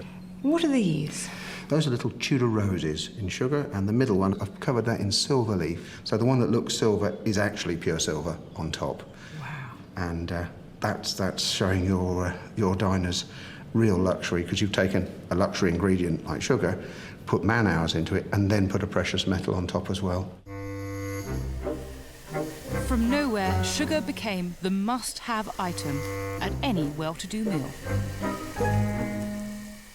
What would it have been like to have all the sugar? It must have been really intense. Yes, I don't think we can really imagine it. We've grown up with sugar all of our lives. It's in most of our food somewhere, even bread. So to go somewhere where your diet has been virtually sugar-free and be given a table full of sugar, I think it's going to be a huge release of energy.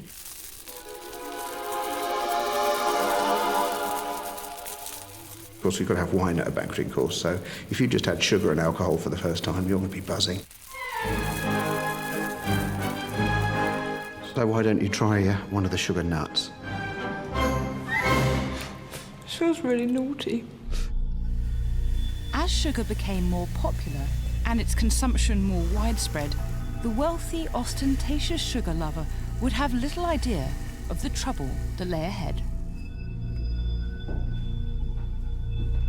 In the Museum of London's storage vaults, Dr. Jelena Beck-Varlet studies the remains of almost 20,000 bodies spanning the city's history. It's a unique resource that reveals changes in disease patterns over time. I've come to see what evidence 16th century teeth can provide for the impact of sugar on our health. Jelena, tell me about these different skulls. What are they telling us? Well, what they're showing us and telling us is the changes that we might see in the dentition and dental health. We see a marked change from medieval period, the early medieval period, coming through up until sort of the more recent times. If I just turn this back over here, you can see you've got a lovely set of teeth here. And this is medieval? Yeah, so this is early medieval, and I mean they're a fairly young individual. They are an adult, but you can see here that you haven't got any changes of decay. You've got lovely enamel formation. But if we come to this individual, you can see here that you've lost the molars. If you look at the mandible, you can just see there you've just got roots of the teeth where they've just really sort of been rotted away, and the decay has completely destroyed all of the enamel. So this one's a medieval skull, and this one dates from? Probably about sort of the mid-16th century, so this is later on, and this is then sort of the time then you've had sugar being introduced, it's more freely available, and you can see the consequences in their teeth. So in both the upper and the lower jaw, you've got these huge gaps. Imagine how painful it would have been to go through that. It must have been absolutely horrendous, yes, because I've had toothache and an abscess, and it was absolutely horrible. It was really, really nasty, so to have had that amount of teeth affected must have been absolutely ghastly. Unfortunately, the methods people in the Tudor period used to clean their teeth didn't really help. In fact, they unwittingly made things worse. The Tudors would use toothpicks a lot, and they would wipe their teeth with toothcloths, and they would use a variety of powders and pastes and solutions, often with rose water, actually often with sugar or honey in it as well, which is not very helpful with the decay. They would sometimes use alabaster sticks, and with particularly tough stains, they might use a powder which was ground coral and pumice stone, which would also take away the enamel, of course. They also had kissing comforts, which were perfumed sweets, which would take away bad breath but did nothing for the decay. Tragically, the Tudors had no idea that they were in the grip of what would become a centuries-long addiction. It's the sweet taste of sugar that attracts us all, but part of the reason for that is that it has an effect on the chemicals of our body. Sugar helps us absorb an amino acid called tryptophan, which is used to make the neurotransmitter serotonin. And this is a chemical that affects the brain to make us feel happy and content. It's one of the, sort of like a pleasure chemical. And so sugar is linked to that. And so it's thought that that's why people like sugar. And that's why it is sometimes described as being addictive. In 1592, the Tudors began recording deaths and mortality bills. They include all manner of apparent causes, and all the biggest killers make an appearance. Plague, fever, consumption, and surprisingly, teeth are there too. Bad teeth? Can you really die from bad teeth? Yes. Yes. Absolutely. Tooth disease can be a killer. Teeth are deadly if you've got that amount of decay happening, and that can then also affect the bone, so you can then form an abscess, and if that's then draining internally, you've got all of that poison actually going inside you. That can cause you a lot of problems with your health. Teeth are pretty deadly, actually. The acids bacteria produce eat into the teeth, allowing infection to take root. Bacteria can then get into the bloodstream and attack other parts of the body. But without antibiotics, there was very little the Tudor dentists could do beyond pulling teeth. They would have had no understanding at all of the fact that sugar was damaging the rest of the body. So high sugar levels could be predisposing them to develop diseases like diabetes, and then the bacteria from the decaying teeth would be damaging perhaps the heart valves and the kidneys. So it could be causing damage to all of the internal organs, and they would have no idea until it was too late.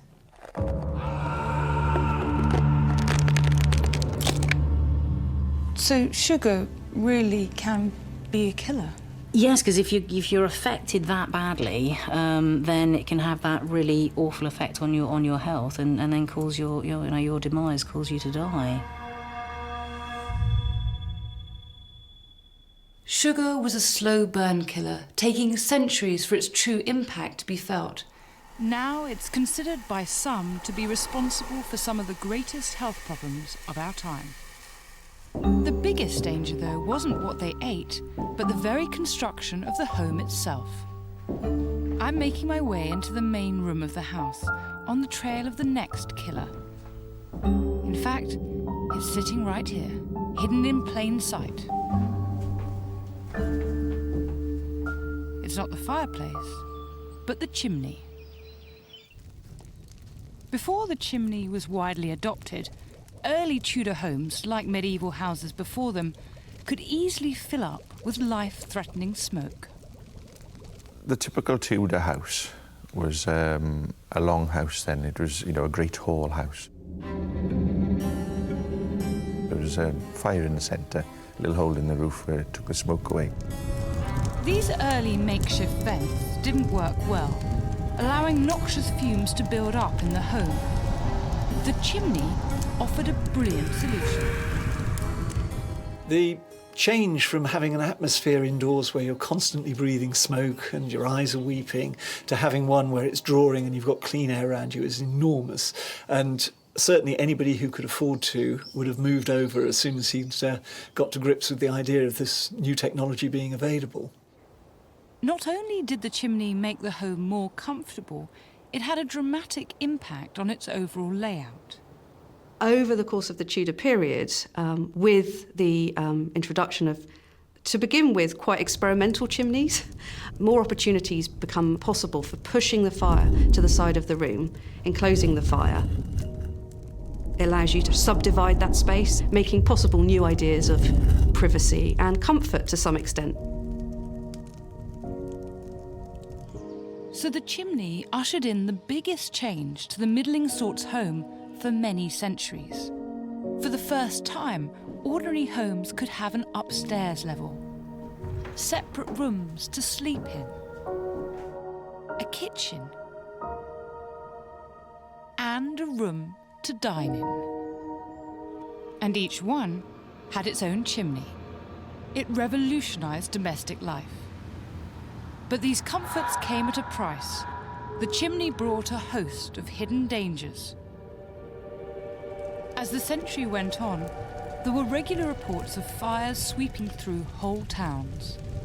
In the year 1538, a great and sudden fire happened in the night season, which within the space of 3 hours consumed more than a dozen houses, and 9 persons were burnt to death there. In the year 1541, a great fire began, which burned so sore that the flame firing the whole house and consuming it was seen all the city over. 1485, Sir John Horlin, together with the parson and his man, also burnt in that fire. And in Shakespeare's birthplace of Stratford-upon-Avon, there were 2 major fires. One in 1594 that burnt down half the town, and another a year later destroyed the remaining half.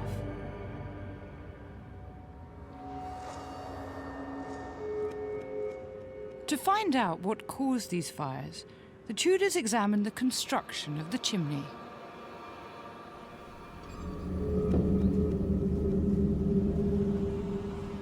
In the rush to introduce this new technology, you get a builder in or you do the work yourself, not necessarily to the highest specification. There's no building regulations, so a lot of these early chimneys are built out of really inappropriate materials, timber and wattle, so that's earth. You could stock your fire and light it. The wood would burn, the sparks would go up the back of the chimney, and then all of a sudden the wicker on the back of the chimney would catch a light. And that could smoulder for hours and hours. You and your family would be fast asleep, and that chimney was burning away unknowingly. And then, of course, that would spread to the roof, and then you wouldn't be getting out of the building then. As well as using flammable materials in its construction, Tudor builders had yet to work out the basic principles that make a chimney function. It took quite a while before they realised that you had to have an aperture in the front of the fireplace that was no more than 10 times the narrowest point in the chimney. If you don't do that, then it won't draw properly, you'll get smoke spilling back into the room.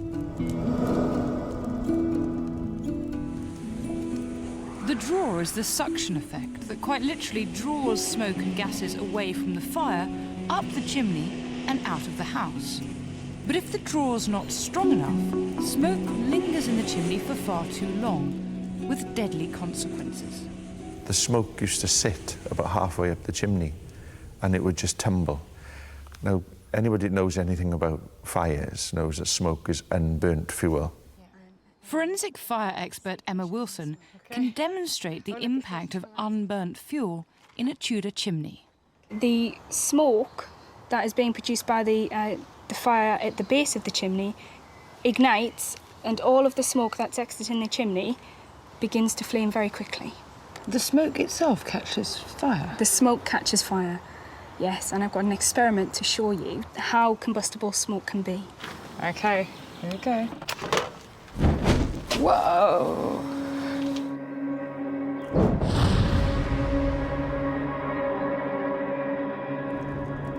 So without an effective draw, thick soot deposits build up inside the chimney. Smoke hangs around in the flue until the heat builds up to ignition point. It's easy to see this effect in Emma's experimental chimney. So you can see the gases coming at the top, start to get the ticking. There you are, you've got flames at the top already. Gosh. Imagine the effect of these flames on a thatched roof.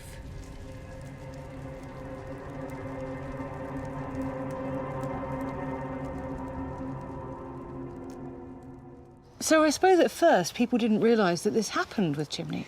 Now, if you'd never had a chimney before, how would you know that this could happen? How would you know that you had to clean the inside of your chimney? So when people first started using chimneys, I imagine you built it and you thought that was it. Whereas actually, we now know that cleaning your chimney regularly is something you've just got to do to prevent chimney fires from occurring. In Tudor times, as today, the consequences of fire could be devastating. Pamphlets, like this one from 1586, poetically chart the emotional impact of these frequent fires. So the chimney could be lethal. My joys are departed, my comfort is gone. My people, poor creatures, are mourning in woe. They describe really horrendous, heart-rending experiences of the individuals losing, obviously, their lives, their children, and their property. And there's quite a bit of attention paid in these accounts to the kinds of goods being lost and burned, and a sense of just tremendous ruin and loss. A rude fellow, by firing up his chimney, procured their casualty. There are accounts of a third of towns being taken out by these major fires that are sometimes traced back to just one individual not looking after their chimney properly. So the chimney could be lethal. But the biggest cause of death was not fire itself. Dr. Stephen Gunn is conducting important new research into some 9,000 coroner's inquest records from around the country during this period. These documents are a unique source of statistical data about Tudor life and provide a whole new insight into death in the Tudor home. We actually, in the coroner's reports, find that there are more house collapses killing people than house fires, because Tudor houses are mostly made out of things that burn quite easily. They're mostly timber framed, but they burn quite slowly, so people have the chance to get out. The problem is they're building chimneys onto houses, and of course chimneys are large structures, so we have chimneys collapsing during fires or when fires are lit inside them. Brick was the wonder material that distinguished the architecture of the Tudor age. But it turns out that early bricks had a hidden weakness when it comes to the defining feature of a 16th century house. Coal and wood, they would burn inside a chimney, wood at about 1,000 degrees C, and coal at about 1,200 degrees C. And that was way more than the brick could handle. So the bricks just couldn't handle the heat whatsoever, and they would explode. The mortar that was holding the bricks together would expand, then it would contract, fall out, the bricks would be split, and the chimney would come crashing down.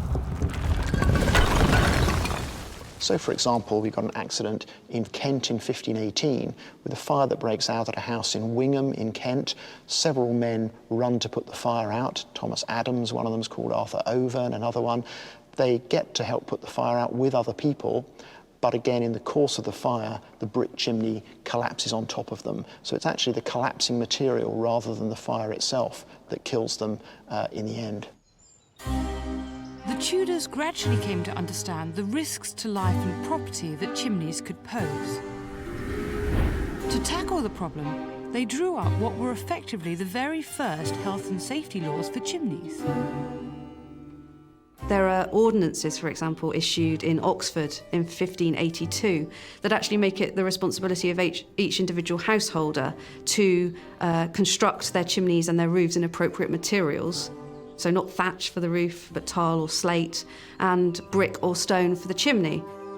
That all chimneys occupied with fire within the said city shall from henceforth be swept 4 times every year, whereupon pain of forfeiture for every time that any chimney shall happen to be fired, 3 shillings 4 to be paid by the owners of the same chimneys so fired.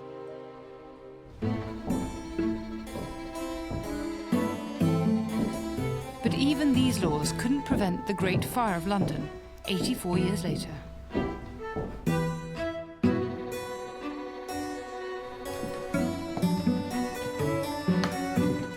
Despite all the new luxuries of Tudor life and the proliferation of grand, multi-roomed houses, in many ways the house remained firmly lodged in the medieval period. Much of what we think of as the basics of domestic life simply weren't there. For us, there's nothing more fundamental than the utility and convenience of running water. But for the Tudors, there was no such thing as a bathroom or a shower.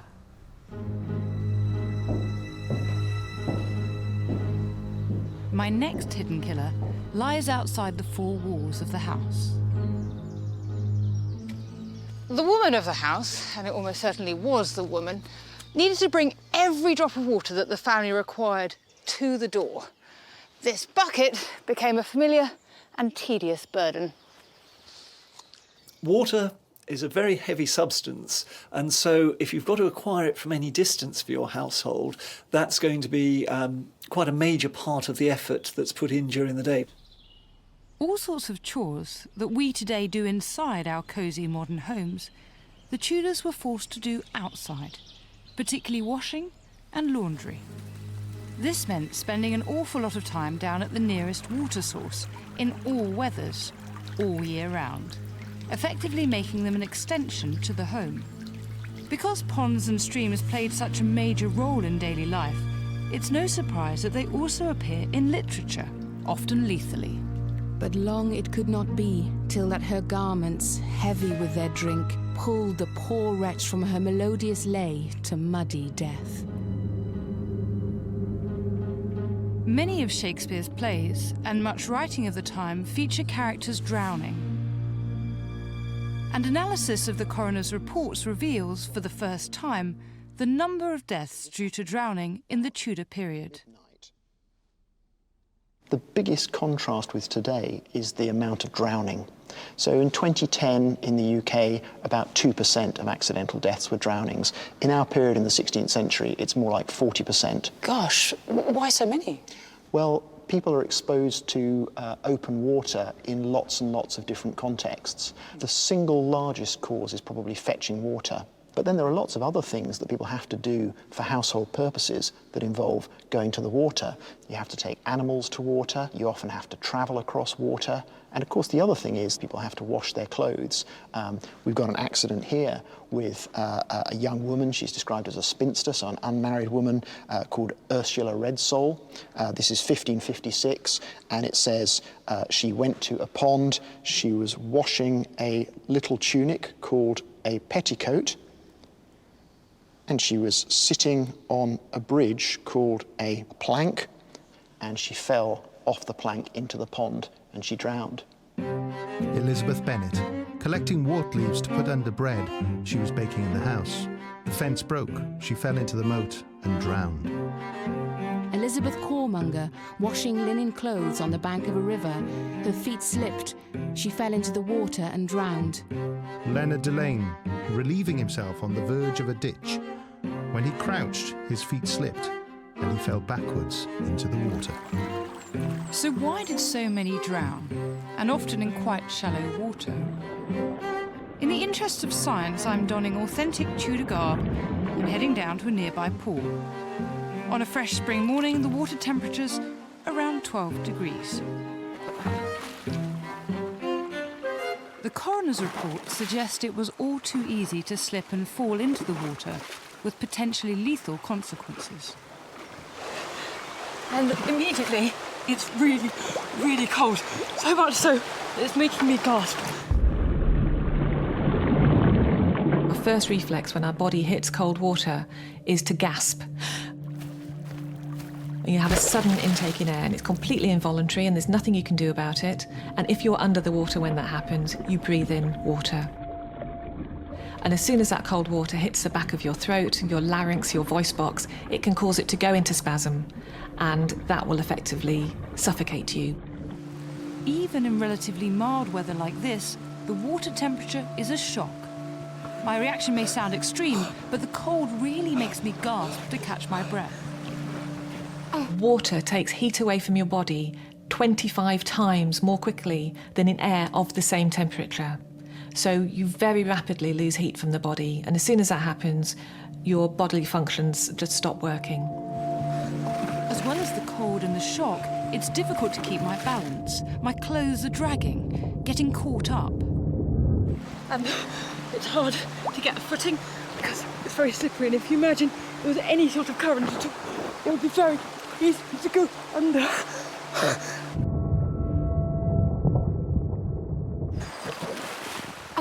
And then the difficulty with getting out is that immediately my clothes are getting very heavy. This is all wool and it's getting completely waterlogged. Wool is uniquely good at absorbing moisture. Under the microscope, it reveals itself to have a surprisingly complex physical and chemical structure. It's made up of two internal layers, While the outer layer is water, dirt and stain repellent, the inner layer is highly absorbent, so wool can take in more moisture than any other fibre before becoming saturated. Oh my goodness, the clothes have doubled in weight. It's like lifting up a huge bag. Oh. I'm not just imagining it. Wool can absorb up to 1.5 times its dry weight, which means my clothes are much heavier as I try to get out. I didn't feel it when I was submerged, but as soon as I try to stand up, it's a hefty added burden. It's really not easy, struggling to stand up on slippery mud while freezing cold and weighed down by wet wool. So it was a combination of heavy clothing, slippery banks, and the shock of the cold water that made drowning so prevalent. The Tudors were certainly aware of the problem, and as the 16th century wore on, they began to take precautions. Towards the end of the Tudor period, people began to put covers on village wells. They fenced off water courses. They installed water pumps.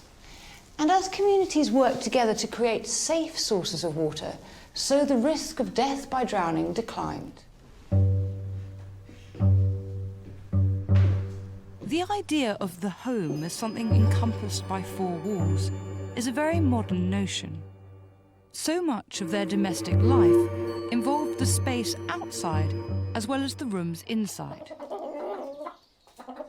For the Tudors, instead, the house was open and permeable. Humans and animals tumbled in and out in a colourful, cacophonous mess, from sunrise to sundown. The famous Dutch humanist Erasmus visited Cambridge, and he was disgusted by the state of the rushes. These were the straw and the hay that they would put on the ground to keep the house warm, to keep the house dry. And he said that occasionally they would change the top layer, but the bottom layer would sometimes stay there for 20-odd years, and it was full of ale, it was full of fish juice, it was full of vomit, it was full of the leakage of men and of dogs and of other abominations not fit to mention. You'd have somebody who was called a gong farmer who would clean your cesspit out for you. Disease was obviously rife. There was dysentery, cholera, typhoid, 3 of the biggest ones in the Tudor period, which would kill you no problems at all. So if you went to work one day with a cut on your arm or your leg, and the gentry was going to the toilet and it covered you, it was only a matter of time before one of those diseases came knocking on the door. In these circumstances, then, it's easy to understand how something as basic and natural as childbirth was very dangerous. Around 20 out of every 1,000 women died in childbirth, in comparison to 8 maternal deaths per 100,000 births in Britain today. When women give birth, obviously they're very vulnerable to infection. The lining of the womb is a raw wound, and there may be cuts and tears in the genital tract, and all of those give an opportunity for infective organisms like bacteria to get into the bloodstream, and that can be a very dangerous thing. Because people had no idea about how infections were caused, the concept of microorganisms like viruses or bacteria causing disease, that came hundreds of years later. Infection was a huge hidden killer in Tudor times, as we can understand from the coroner's inquest reports. That medical context explains why we have many of these accidental deaths, because lots of these are people who cut themselves or break a limb. They might cut themselves on a knife, they might break a leg falling out of a tree in the yard next to their house picking fruit or whatever, and they wouldn't die from that now, but under 16th century circumstances they have infection in a wound or they have a blood clot which causes them problems from a broken leg. And so actually the coroner's inquest reports report them dying 5 days, 10 days, 15 days after the accident, but they still say that the accident was obviously the thing that caused it. The coroner's reports tell us that between 1558 and 1560, unusual deaths from accidents around the country include death from crushed testicles after playing games at Christmas, wrestling, falling masonry, 56 deaths were due to archery, and 1 to an escaped bear.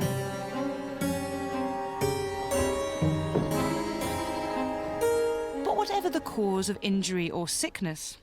Get ill in the 15th or 16th century and you'd be unlikely to call in a professional doctor, except in extremis.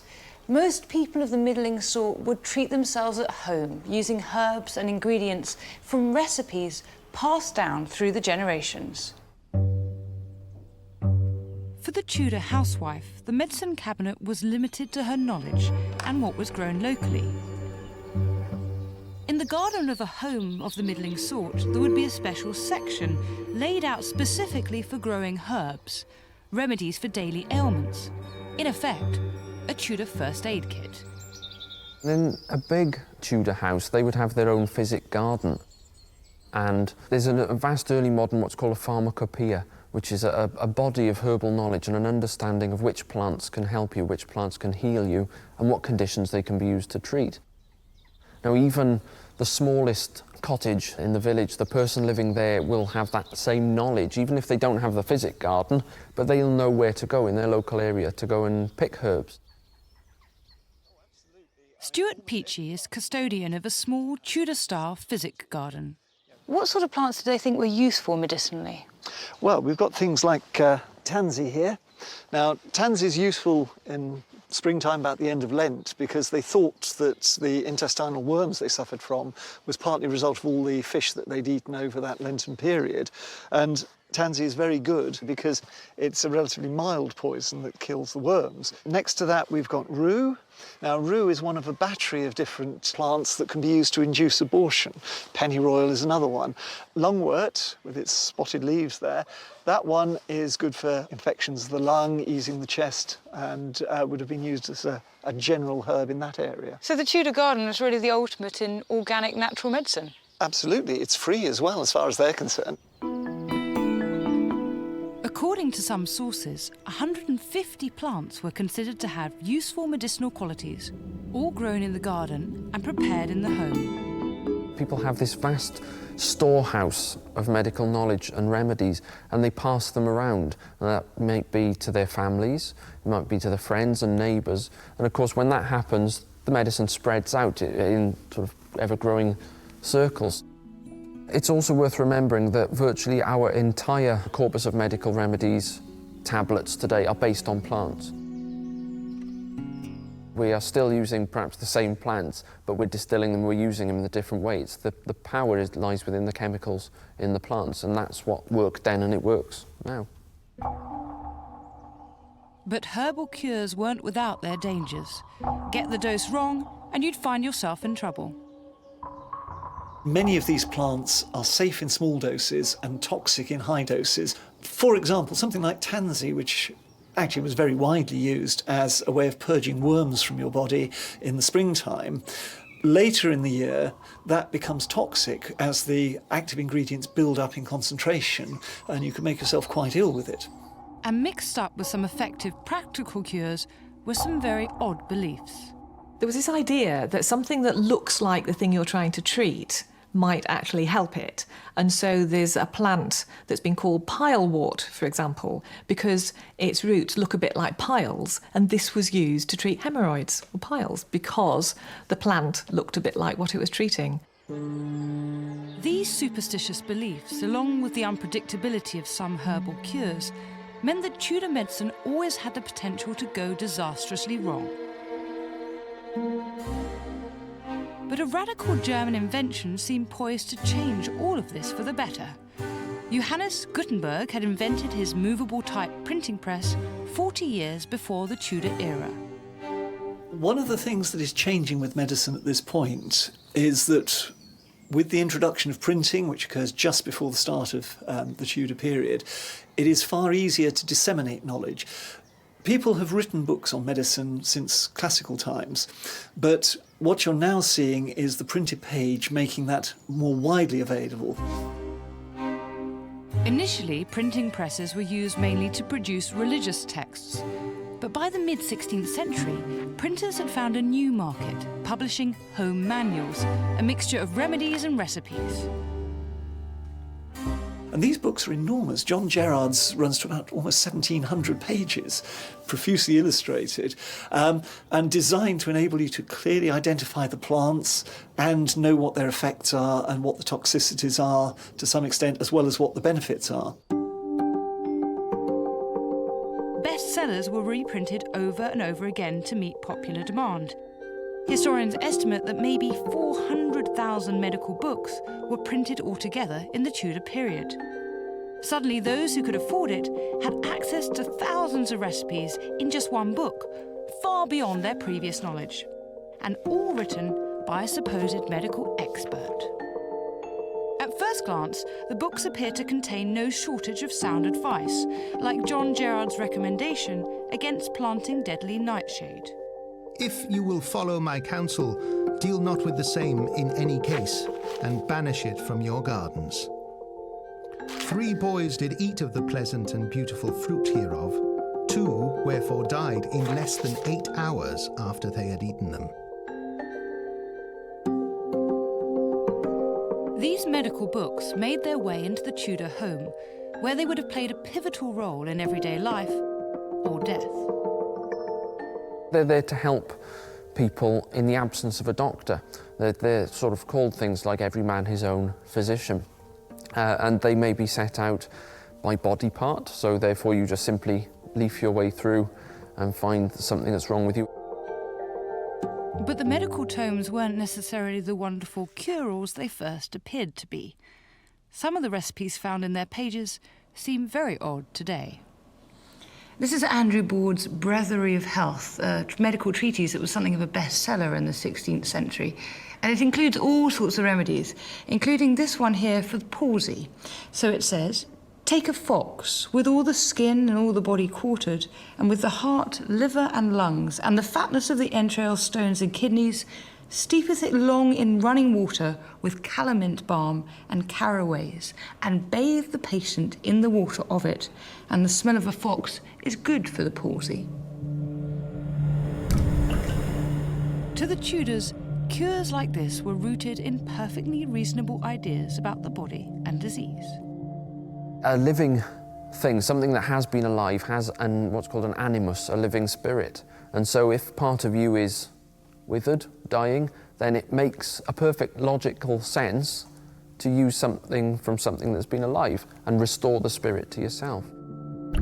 Cures incorporating the blood and bacteria-ridden guts of an animal stood a high chance of being fatal if applied to an open wound. Like this remedy for a sexually transmitted disease. Nicholas Culpeper's 1618 Herbal has a remedy for the clap, which is to kill a chicken, and while it's still warm, to dip your privy parts in it to soothe and calm. But there was a basic problem with all the cures. They were all based on a fundamental misunderstanding. The trouble with all the recipes and cures in the home manuals is that they're pre-scientific.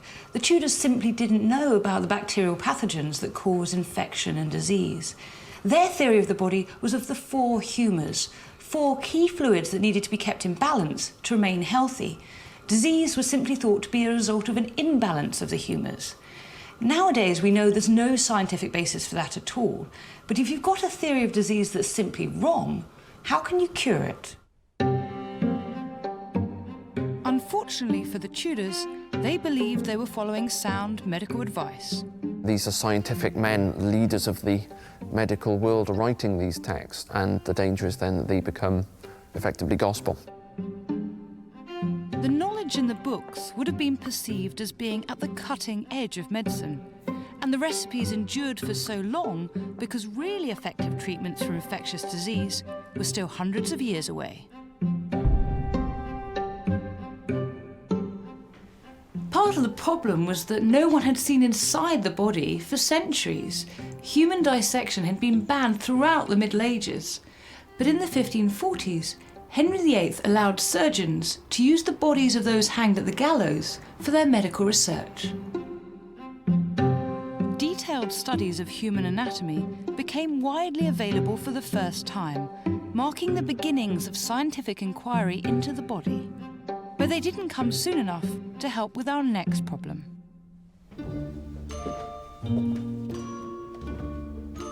I'm going upstairs into the bedroom to find our next hidden killer.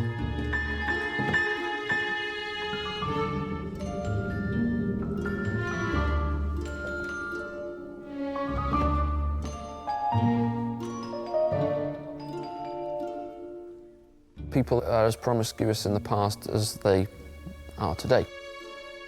It's certainly socially frowned upon, and all the printed literature and all the religious literature and all the morality says you shouldn't do it, but people still do it. You've only got to look at the court cases and the illegitimacy records and the bastardy bonds to see how many illegitimate children are being born as a result of unmarried sex. Children weren't the only consequences of such activities. In 1497, a disease was recorded in the British Isles for the first time, and its route in seemed to be via the most intimate of acts in the most private place in the home, the bedroom. Hospitals were being deluged with people suffering from a disease they'd never seen before. William Clothes, the doctor in London, noted that every other patient at his hospital had the same symptoms. In the Hospital of St. Bartholomew, London, among every 20 diseased persons that were taken in, 10 of them had the pox. William Clothes produced a medical treatise describing the symptoms of the disease. So he talks about it producing pains or aches, ulcers, nodes, and foul scabs with corruption of the bones. Then it goes on here, it talks about venomous pustules, scabs upon the forehead, brows, face, and beard, as about the secret parts. Its cause, he says, was that it was a pestilent infection of filthy lust, a sickness very loathsome, odious, troublesome, and dangerous, a notable testimony of the just wrath of God.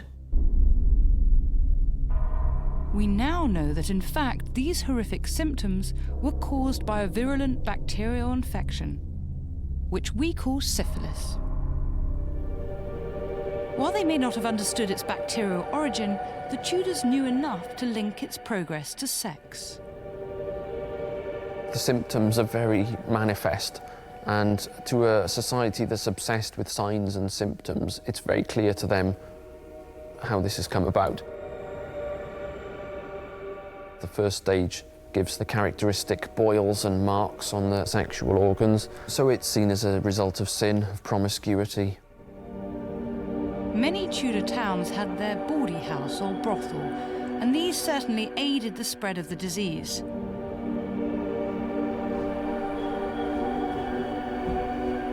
Errant husbands carried the infection right back into the heart of the home, as a poem of the time warns. A woman that to a whoremonger is wed is in a most desperate case. She scarce dares perform her duty in bed with one of condition so base. For sometimes he's bitten with Turnbull Street fleas, the pox, or some other infectious disease. Whatever the source of infection, the association with illicit sex meant a sufferer was certain to become a social outcast. It carried a terrible stigma. If you had the syphilis scars, then you were seen as a sinner, you were seen as a prostitute, you were branded a syphilitic whore. Consequently, the telltale signs of syphilis were sometimes cleverly disguised. It was a real stigma to have damage to your nose because people knew immediately that you must have late stages of syphilis. And so they even made wooden and metal false noses so that people could try and cover up the damage that syphilis had done. So you must have really thought, yes. Here in the Museum of London's Bioarchaeology Department, there's further evidence of the impact of the disease on the city's population. Some of the treaties I've looked at from the 16th century talk about things like ulcers in the head and on the corners of the mouth and things like that. Do you ever come across anything like that? Yeah, we do. We have an individual here that we can see from their skull that they are actually showing these lesions that we would identify as being associated with the venereal syphilis. You can see here that's incredibly destructive. And if you imagine this poor soul being alive, there's so much of it eaten away, it's horrific. It must have been absolutely horrendous because you've got those changes that we can then see obviously now in the dry bone, but then you would have had the changes that would then be expressed in the soft tissues in the skin as sores. We might see the infection affecting your eye, which then can lead to blindness, or also then sort of around the nasal area, and then you can destroy the soft tissues of that part of your face as well. The bones show how sufferers could have lived with syphilis for decades, the bacteria slowly eating away different parts of the body. And with so many victims, a lot of effort went into finding a remedy. The problem was, all too often, the so-called cures could also finish you off. This little volume by Close is full of all sorts of remedies for dealing with syphilis. Page after page suggests different cures, which indicates somewhat that none of them worked. And after 40 or 50 pages of these various cures, Close identifies one more. He says this is for the curation of the disease called the French pox, and it's called quicksilver. That is, mercury. Mercury had long been thought of as a useful treatment for skin conditions because it seemed to have a beneficial effect. From around the 1300s, it had been used to treat skin complaints. So whether it was psoriasis or leprosy or any other sort of infection, they would put mercury on it. And so when they saw that people with syphilis were developing skin lesions, they thought they would use the usual treatment for skin lesions, which was mercury. Mercury can be administered in all manner of different ways. A man's penis can be injected with mercury. There is a sort of what you might think of as a bit of adulterated underpants, which have been dipped in mercury. You can put those on and that'll do it. It may have had an effect locally on the area that was being treated, but of course we know that the initial chancre, the first sign of syphilis, would actually heal up and go on its own anyway within several weeks. And so perhaps after several weeks of mercury treatment, if the skin lesion had gone, they would assume it was because of the mercury rather than the natural course of the disease. Some of the ways Tudor doctors applied mercury to the body were ingenious. I took one of the more complex recipes to a specialist laboratory to analyse its makeup. Baxter's cream was a blend of lard, beeswax, various herbs and elemental mercury. We mixed it together and surprisingly it actually formed a nice even suspension. We expected to see globules of elemental mercury, but in fact it ended up being a nice silver cream, which is shown here. Wow. In the final concentration, it contains 35% of elemental mercury. 35%? Yes, so huge concentrations. Why didn't they just put mercury straight onto the skin? You couldn't apply elemental mercury to the skin because it would just fall off. So this was a method of putting mercury into a cream and then to actually put this on the skin to treat the lesions from the syphilis. So this is actually very clever. So they've made a way of making a cream so that actually mercury can be absorbed into it and then rubbed into the skin. Yes, and it also tells us that they are able to make a cream which could be applied to the skin to give the same concentration of pure elemental mercury vapour. They knew what they were doing. Yes, they did, yeah. It's incredible that they knew how to do that. Would it have had an impact?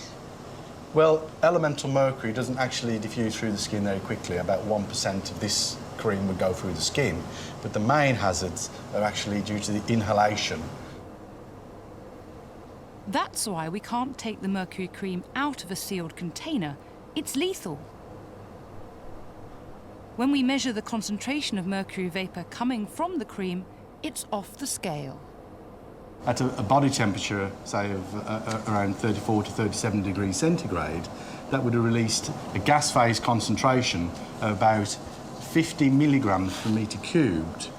And the workroom air limit that we can tolerate today is 0.02. So that's over 2,500 times more concentrated. Wow, that's extraordinary. So even if you weren't afflicted, being in the room, administering the treatment would have been hazardous. Mercury typically affects the nervous system, and so it can cause pins and needles, numbness in the hands, and it can affect all of the nerves. You could start to lose your sense of balance and not be able to tell exactly where you are in relation to the world. But then once it starts to affect the rest of the nervous system, it can get to the brain and it can cause dementia, memory loss, convulsions, and then even death. So while Tudors showed great invention, they were actually making the bedroom itself a deadly chemical trap, filling it with poisonous vapours. They would use great doses of it, so much so actually that one doctor said that after examining the bone of someone who died of syphilis, he could see quicksilver quivering underneath it. And amazingly, even today, historians can't agree on where syphilis came from.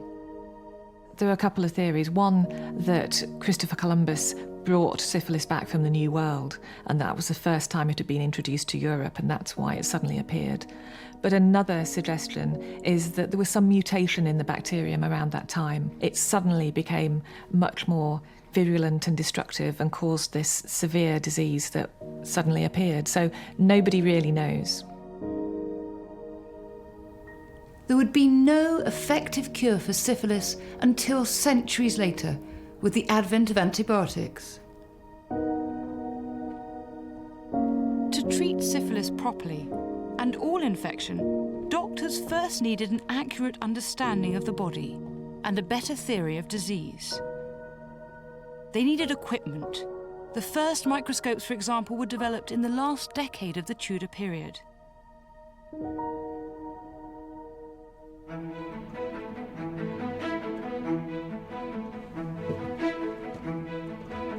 Without a doubt, the Tudor century witnessed a revolution in the way people lived their lives. The changes that took place created the Tudor house we know today, with its picturesque beams and fireplaces. New technologies had transformed the fundamental nature of domestic life and had started to usher in the modern age.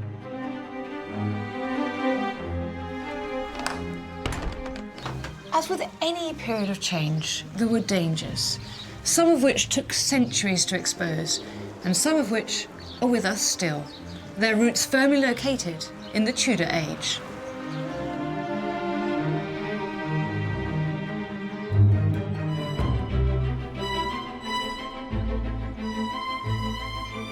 The shadow of World War II loomed long. There was a desperate need to rebuild bomb-damaged towns and cities because, above all, people wanted a safe place to live and to bring up their families. In the 1950s, the government was under pressure to build new homes and started an ambitious building programme. The time to look forward had come at last, and the British wanted everything around them to reflect that sense of optimism. Into the nation's living rooms and kitchens came bright new materials, man-made fabrics, and labour-saving devices. For the post-war generation of homeowners, domesticity had never been more comfortable. But there were problems. Some of the new products and innovations they welcomed into the home were killers. With the aid of modern science, I'm going to search out these hidden assassins and reveal them. It is unbelievable. Just by burning that flame, we're going to produce a deadly gas. Yes, we are. The post-war home was the most dangerous place you could be. Welcome to the hidden killers of the post-war home.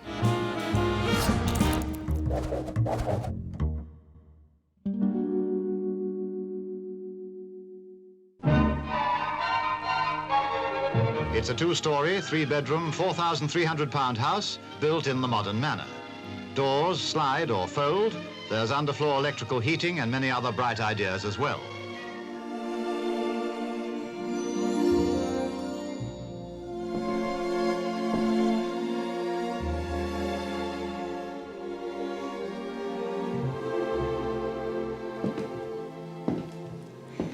Gosh, isn't this wonderful? It looks so familiar. It reminds me of the houses of my grandparents. It's so exuberant and optimistic. At the time, it must have felt like living in the height of modernity. Little did they know how dangerous it really was. This was the age of boom and affluent revival, especially for the middle classes, who made up some 15 to 20 million of the population. They were richer than they'd ever been before, and they were spending more than they ever had before. Macmillan was right in 1957 when he said they'd never had it so good. What could be safer than a modern home? I'm going upstairs to find our first hidden killer, to the child's bedroom. Children now had rooms of their own and all sorts of newfangled toys that were designed to be educational and to prepare them for their future careers. So the girls had electric irons and ovens, and the boys had model aircraft and train sets and chemistry sets. Although the odd girl did creep in, look, there's me. Yeah, I'd had the chemistry set as it came as a Christmas present, and it was only literally an hour before I'd blown it up.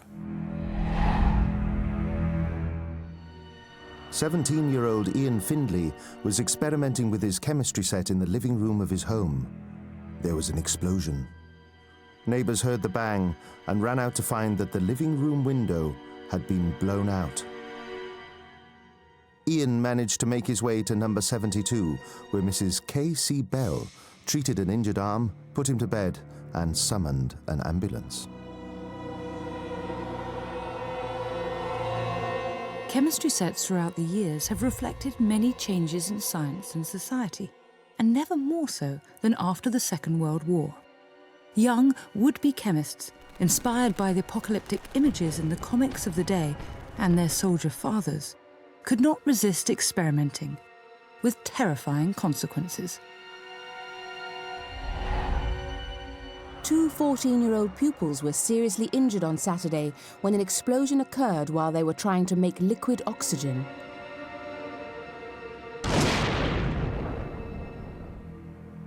Well, this is the chemistry set. Oh my goodness. I took my vintage chemistry set to Joy Ledger at the Bristol Science Centre to find out just how dangerous this box really was. So, what's most alarming about it, I suppose? Copper sulfur would definitely have a hazard warning today. The test tubes are so flimsy. They really are. We wouldn't use anything like this in a lab at school these days. These, heated with a Bunsen burner, wouldn't last very long. They'd melt very quickly. Bunsen burner? Yes. Gosh, it's tiny. And this would go where? Well, into the... Presumably. Gas supply? The gas supply.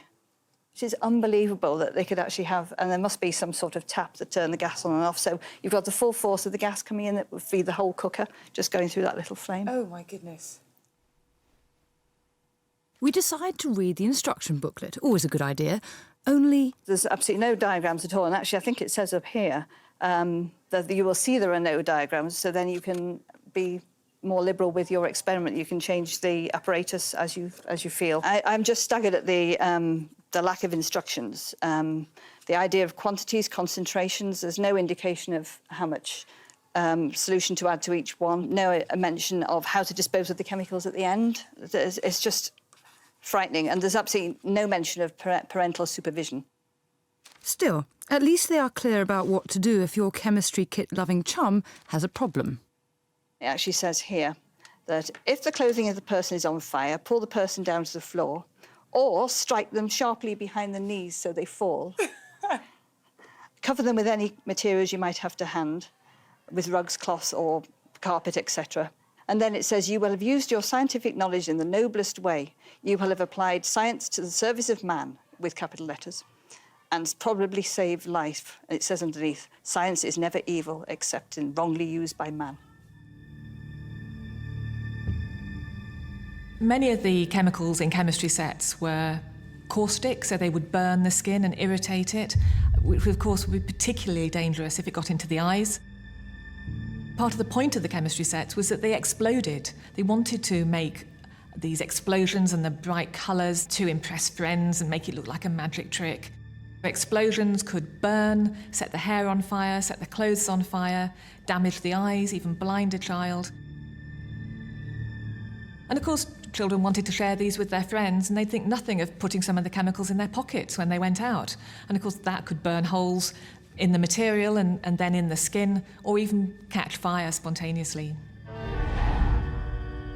With some chemicals, 14-year-old Ian Marori meant to stage some experiments with his home chemistry set. But he put them in his pocket while he went to the pictures with his mother.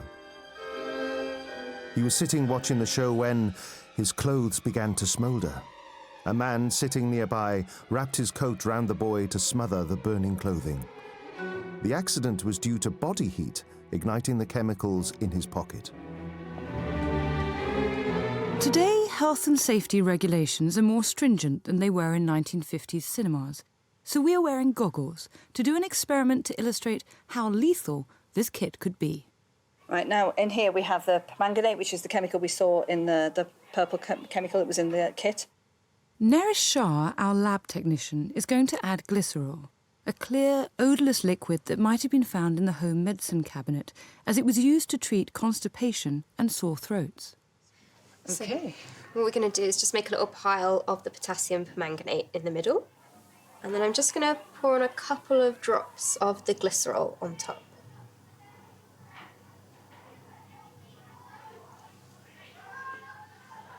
So it sort of looks like nothing's happening. Ah, there we go. Oh. Oh, wow. Oh, my goodness. It's not necessarily child's play. So it makes quite a lot of smoke and some beautiful purple flames. And quite a smell. Yeah, yeah, a little bit of a smell. Oh, my word. And and that hesitation, that moment of it looking like nothing's going to happen is the most dangerous thing of all, isn't it? Well, if I was a child, I'd have moved on to something else by then. Neris only used a small amount of potassium permanganate and a drop of glycerol. Imagine if we'd been more liberal in the amounts we used.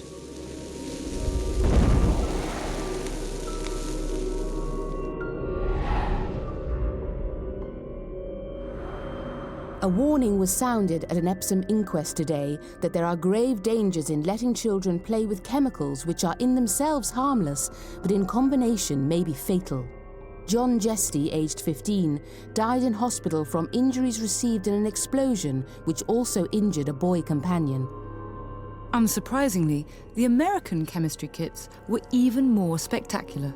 There was even an American chemistry set that included uranium dust and a mini Geiger counter so that children could do experiments and measure the radiation. The company didn't stop making it because of the dangers of the dust. It just didn't sell very well. Uranium actually wasn't very exciting. It didn't explode and have puffs of smoke, and nobody wanted to buy it. Eventually, new laws came in which required the kits to be non-explosive and non-toxic. But it's worth remembering what the chemistry set manufacturers used to say. Experimenter today, scientist tomorrow. But I think the really interesting thing about chemistry sets, if you interview eminent scientists nowadays, many of them will actually say that it was having a chemistry set as a child that sparked their interest in the science.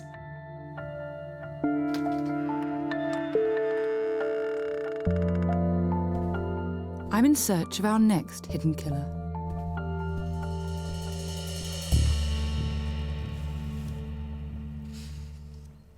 The 1950s home had benefited from the technological developments of the war. There was a belief suffusing the age that science could transform everything. And it did. In the 1950s, there was a significant development in the understanding of the science of plastics and polymers. A Nobel Prize was awarded for advances in macromolecular chemistry. Suddenly, all of these things that weren't possible before became possible. Cheap, pliable, easily made, for better or worse, this was when our love affair with plastics began. So you have the hard and transparent plastic in the eye holes of the gas masks. And then you have these flexible foam toys. And then you had so many other different plastic objects. Plastics are made of polymers. The breakthrough was understanding that polymers are very large molecules. What's special about them is that different types of polymers can make hard or soft, flexible or rigid forms. So they can be manufactured into a range of products, from furniture to clothing. These objects that would previously have been luxury items now began to be mass-produced objects and available to ordinary people. There was, I suppose, a democratization. It just made things possible for the ordinary person. And they're looking forward to a brighter future and the future of plastics. One of the things that plastics could make were comfortable new polyurethane sofas. The perfect setting for the 1950s family to relax with a cigarette. These were the days when smoking was part of the background of everyday life. A combination which would prove to be particularly problematic. Verdicts of death by misadventure were recorded on 3 boys who died in a fire at their home on December 19th. The fire is believed to have been caused by a cigarette dropped onto a settee. A lighted cigarette ignited a settee. This accident was caused by a householder who fell asleep while smoking, an inexcusable practice. So Emma, we're not just hanging out in these lovely chairs in this yard for no reason. What are these about? These are an example of post-war 1950s style furniture. In the post-war period, we began to use polyurethane forms. Polyurethane forms are semi-rigid forms that allow a level of comfort without being permanently compressed, without being very hard. And they allow for a number of different shapes and styles. So we needed this development in order to have this kind of change in design? Yes, we did. Polyurethane form sofas are much more comfortable than the early sort of horsehair type and the hard back chairs that we used to have. So there was a big change at that point in time, but that big change came at a cost. That cost was realised by one unlucky couple. A 26-year-old Halifax man and his young wife escaped from a smoke-filled bedroom by climbing through a smashed window and down a rope of knotted sheets to the ground. The husband ran barefoot over 200 yards of rough track to his father-in-law's house to call the fire brigade. The fire is believed to have been caused by a cigarette end dropping onto a settee. Plastic itself, as a singular form, it is flammable, but it's not overly flammable. You have to, really hold a light under it to get it going. It's the additive that you put with the plastic to turn it into like a polystyrene or into a foam for a mattress or foam for your settee. So it was usually the additive that was put into it, which was the flammable piece. That means that those forms and the materials that cover the chairs can be ignited by a cigarette or a match, if you were to drop one, and then they can burn very quickly and very freely.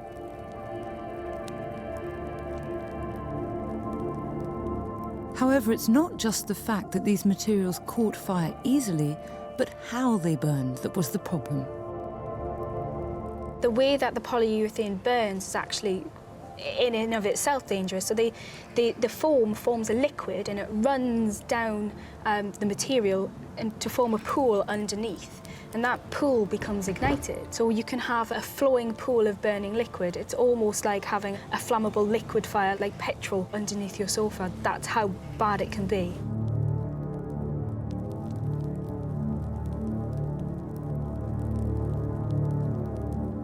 But that wasn't the only issue.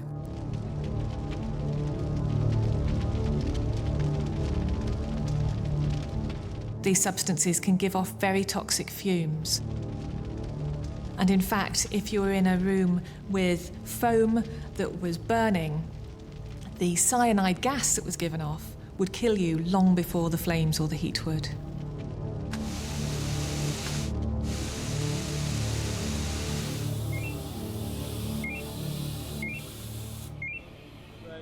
It wasn't only the new plastic furniture that could cause a problem. Cheap and easy-to-wash plastic clothing caused a sensation when it burst into our wardrobes in the 1950s. Not dangerous in its own right, but in the post-war home environment, it could be lethal. Edna Cooper, aged 13, received burns when her nitrous caught fire and she was fatally burned. She stood in front of the open gas oven to keep warm while brewing tea for her invalid mother. There will have been open fires. There may have been electric fires, probably without good guards on them. Some little one-bar fires didn't have guards at all for a while. So certainly there was a lot of different opportunities to get yourself burned. Nora Rhodes, aged 85, died in hospital from burns and shock received from when her nightdress caught fire in front of an electric fire. Synthetic clothing, for example, when it starts to burn very dangerously, it melts. And so it's often the melting drops of plastic onto the skin that can cause really severe and deep burns. The January 1955 issue of Picture Post highlighted the dangers. There was a serious problem with youngsters, particularly little girls, in front of the fire, wearing lovely frilly nighties, looking ever so sweet. Trouble was, a spark might come out the fire, or they might lean a little bit too close, and whoosh, the nylon nightie would just go up in flames, leaving horrendous burns, or maybe even killing the child. 300 children and old people died each year from burns due to flammable materials, which is something we would just not tolerate today. The Royal Society for the Prevention of Accidents had a campaign to raise awareness. They'd noticed the significant difference in the number of incidents between boys and girls. They had a suggestion. We wanted people to go over to wear pyjamas, which were much neater and tidier around the body, and of course to guard the fire. In October 1954, an Act of Parliament decreed gas and electric fires must be manufactured with a secure guard. And while furniture today is protected by fire retardant, there are no such rules for pyjamas. Now I'm going to the living room to find our next hidden killer. One of the luxury items that made its way into the house in the early 1950s was the television. The coronation in June 1953 was one of the first events to challenge the supremacy of radio. It turned a fledgling service into the beginning of the mass medium it is today. By 1956, there was a television in every second house. It was designed to fit into the room like a piece of furniture, and the family gathered around it. It's a cosy scene, but one that sometimes had deadly consequences. Mr. George Skipper, his wife, 7-year-old daughter and mother-in-law escaped unhurt by climbing down a ladder after they were trapped in their burning home. The outbreak originated in a television set which had inadvertently been left switched on and had become overheated. Insufficient insulation in the loudspeaker of a television set caused the death of Victor Smith, aged 4, in Kegworth. He was found dead near the set at his home. Some television models had not taken into account just how dangerous the combination of electrical wiring, wood, poor insulation and ventilation could be. The Home Secretary was forced to address the subject and announced, "A new British standard specification for TV sets, including revised safety precautions in the light of recent experience, was nearing completion." Public enthusiasm, though, went from strength to strength. In 1959, 10 million television licenses were issued. The mass medium was here to stay. That's the TV sorted. Our next hidden killer could be anywhere in the house. Before the war, most people rented their homes. But during the 1950s, more people were able to buy, as wages grew at a faster rate than house prices. Many were in need of modernization. And it was almost impossible to get hold of tradesmen because most were tied up with reconstructing war-torn Britain. The only option was to do it yourself, and so an epidemic of home improvement gripped the nation. This was really the DIY generation. Dulux paint went on sale from 1953, Black & Decker started selling to the general public in 1954, and Practical Householder magazine went on sale from October 1955. For the happy householder with time and money on their hands and new materials and technologies at their fingertips, domestic utopia was within reach. The public were increasingly being exposed to all these wonderful things through new magazines and the magic of television. It was encouraged as a family to get involved. It was like going for a walk in a park. You know, we'll redecorate the bathroom or the lounge, or we'll cut this door, we'll knock this down. And you were encouraged as a family to do it, as a family event. And why not? The family that DIYs together stays together. This is the first edition of Practical Householder. And if we take a look at the index, we'll see the range of things people could be doing at home by themselves. So we've got paper hanging, making rugs, concrete paths and floors. So there's an enormous range of... Building your own bungalow. I mean, that is incredible. They're pretty ambitious, aren't they? Goodness me. They certainly were. People believed they could instill new life into their homes without professional help for a fraction of the price.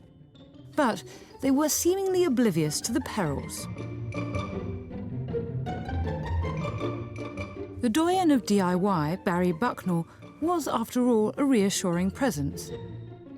His television programmes on doing it yourself attracted, at their peak, over 7 million viewers. He had the best TV show on in the 1950s, most watched. He was getting something in the region of 35,000 letters a week. He had 6 or 8 secretaries working for him, just going through the envelopes. That is phenomenal. I don't know whether you've got a problem like this, a rather ugly old panel door. It's one that can be solved quite simply. You can make it look like this. You know, he's almost like a hero then, to get people into DIY, get up, get going, change your house, get the light in there, get the colour on the walls, and board up your staircase and paint it, or pull that Victorian fireplace out and board it up, cover that Victorian door up with plywood and paint it, and to transform your house to that one that you might have seen advertised, that brand new one. And it's looking already very much smoother. But he later became known to some as Bodger Bucknell. They saw his desire to strip out what he called clutter as the willful destruction of original features. To lock an internal door. So he was the driving force behind DIY, but also he caused great problems. I heard stories that they reckon he destroyed more houses than a Luftwaffe because of his changes, his radical changes that he wanted to do in homes. And that, I think, has certainly changed the appearance of the door, but... But Barry was a professional. He knew what he was doing. His disciples, however, didn't necessarily have the experience or the skills. A lot of them feature DIY happening high up on ladders. Oh, gosh, yeah. So these look incredibly precarious. Yeah, this man is holding something very heavy. So it's all a bit of a disaster waiting to happen, isn't it? Although the magazines don't address health and safety, I think they must definitely have been aware of the dangers. So this is a comic strip that appears in a lot of them. And you can see he's on a set of ladders, painting, but then manages to fall through. Robert Wise, aged 29, died from injuries received in falling from a ladder while painting the upstairs window of his home. The ladder was too close to the wall and he had fallen backwards. Mrs. Agnes Hyde, aged 45, was killed when a ladder which her husband was lowering overbalanced and struck her on the head. But everyone knows that ladders can be treacherous. What they didn't know was that some of these products were toxic. Asbestos was used around the house and garage, with lasting and hideous consequences. New extra-strong adhesives could be harmful if inhaled. This contact adhesive was pretty nasty stuff. I remember using it as a young apprentice. First time I used it, I think I spent most of the day floating about a foot off the floor. And the next day, I spent most of the time drinking water and trying to get my throat to calm down and my nostrils to calm down because it burnt all the inside of my nostrils and my throat. It was horrendous stuff. Manufacturers, realising the public's interest, produced a range of power tools for the DIY enthusiast. A potentially huge market compared to the professional trade. Electric drills were on sale for £5, available to buy in monthly instalments, and advertised as the family favourite. The king of power tools was indeed a must for your home. But these boy toys could be dangerous. Mr. Guy, aged 27, was found about 15 feet from his houseboat with the electric drill in his hand. Under the conditions in which it was used, in water, it became a lethal weapon. Had he been standing on dry land, he would not have had a shock. They were selling power tools, which professionals were used to using, but as you as a DIY expert had no training in whatsoever, but were expected to use. Not all power tools used the safety features we know today. If you're cutting something and perhaps you've gone into your own leg or you cut your fingers or whatever you've done, it doesn't automatically cut off as soon as you take your feet. You've got to actually look for the switch to turn it off. So the longer you're looking for it, the more damage it's doing to you.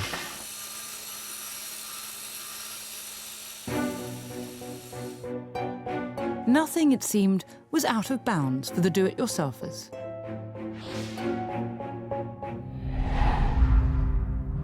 A young girl died of electrocution in her bathroom as she touched the electric warming towel rail while standing in the bath. Her father told the inquest into her death that he had installed the rail in the bathroom 5 years before.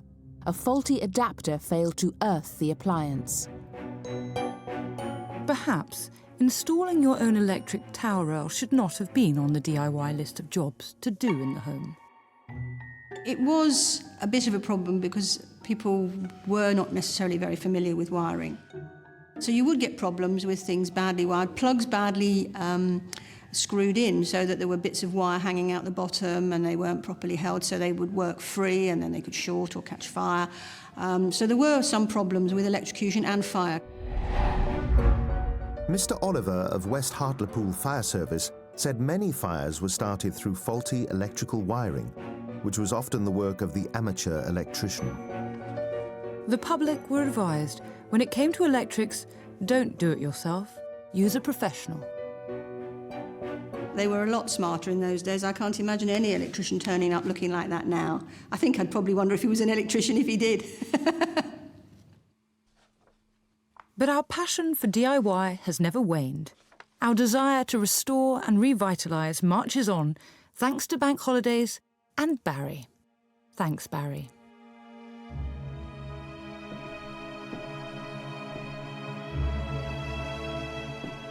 I'm going to the kitchen now to find out how one apparently innocuous item of food caused mayhem in the post-war home. The kitchen became so important in this age because it moved from being a private space into a public one. It became a place to entertain guests, and so attention was paid to what this previously hidden room looked like. And of course, it was the woman's place in the home. In October 1955, in Woman's Own, it described the kitchen as the heart and centre of the meaning of home, the place where, day after day, you make with your hands the gifts of love. 14 years of food rationing finally came to an end on the 4th of July 1954, when restrictions on meat and bacon were lifted. Not surprisingly, life in the kitchen suddenly became a whole lot more fun. And gifts of love abounded. It means, of course, that people are able to get more foodstuffs, a wider range of things, and they're able freely to go out and buy as much as they want. So they can really indulge, if you like, on buying, you know, as much butter as they want to after having really sort of had to live by their ration books for a very long time. People were excited about the new possibilities with food, and into this gap came cookery writers. Writers like Elizabeth David and Marguerite Patten infused food with passion. Tastes were changing, quite literally, and demand for meat in particular went through the roof. The ideal for the British family is to have a roast Sunday joint of beef or possibly lamb. But what happens after 1955 or so is that, you know, gradually chicken is brought into the British diet to a much greater extent. Livestock, like cattle, could simply not be reared quickly enough in the numbers needed to satisfy demand. Chickens, however, could. Chickens had accounted for only 1% of British meat consumption in 1950. But now its moment had arrived, thanks to a revolution in modern British agriculture. Intensive rearing and factory farming were introduced, and the resulting cheap chicken meat transformed the British diet. So in 1954, 5 million table chickens were available for consumption in this country, and by 1959 it's 75 million. Feeding an extra 70 million birds was a colossal undertaking, and one that could only be achieved by importing grain from other countries. Problem solved then, wasn't it? In the process of feeding birds and indeed livestock, we are also bringing in imported artificial feeds like ground meat, and these come carrying already a bacterial load. So what you see is that these birds and indeed livestock are being fed salmonella-contaminated food. So the chickens were infected by what they were eating. And the intensive conditions in which they were kept, processed and packaged aggravated the matter. And then they landed in the post-war kitchen, bred, dead, and ready to be roasted. An analysis of outbreaks of food poisoning showed that the largest number occurred in the home. Many outbreaks were due to insufficient knowledge by housewives. Why was this? The post-war period is the time at which domestic service really disappears from the middle-class homes. So middle-class women sometimes feel rather hard done by because they're having to fend for themselves and do most of the household work and labour for themselves. And of course this might create more problems in the kitchen because of course they would have been obliged to take primary responsibility for cooking and feeding the family, which they may have found difficult if they'd been brought up in a home where all that work had been done by servants. The housewife plays a cardinal role in this story, partly because she is the person who handles the chicken in the house. The hapless housewife, 'twas ever thus, tasked with putting food in the mouths of her family, not realising that tonight's supper is already a heaving mass of bacteria, then inadvertently upped the ante even further. Well into the 50s, you can still buy chicken. Sometimes they are what's called New York dressed, which means that they've got all their guts left in intact. They quite often come still with their heads attached, and the housewife would expect to deal with that at home. She might or might not wash chicken when she gets it home, and she might well not wash her own hands once she'd finished handling the bird. And as such, she was accidentally spreading this hidden killer throughout the home.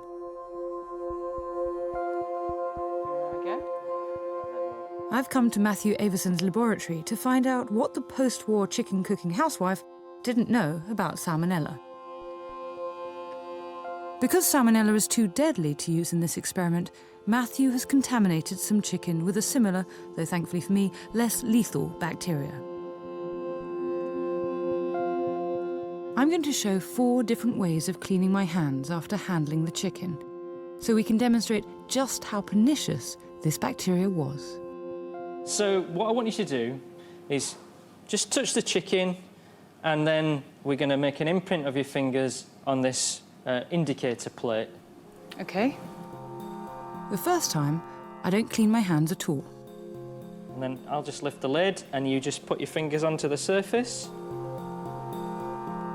After the second time of handling the chicken, I wipe my hands with a paper towel. Not sure this will do the trick.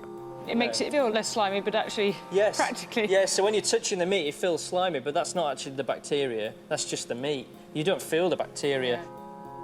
After the third time of touching the chicken, I wash my hands in lovely, clean water.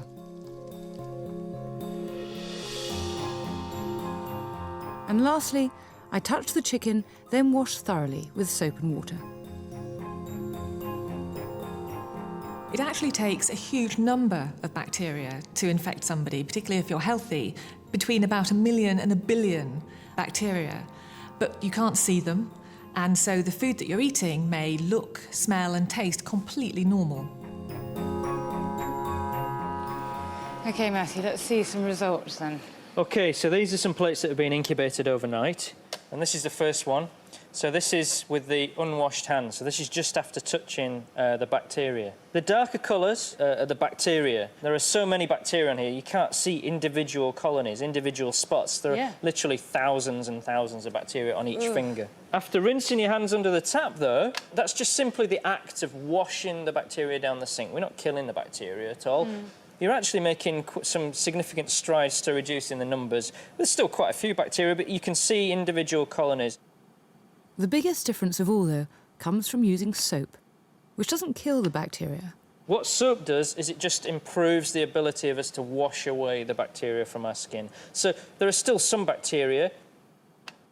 Matthew estimates that simply wiping your hands reduces the level of contamination by maybe 10 times, while washing your hands with soap reduces contamination by probably 100,000 times.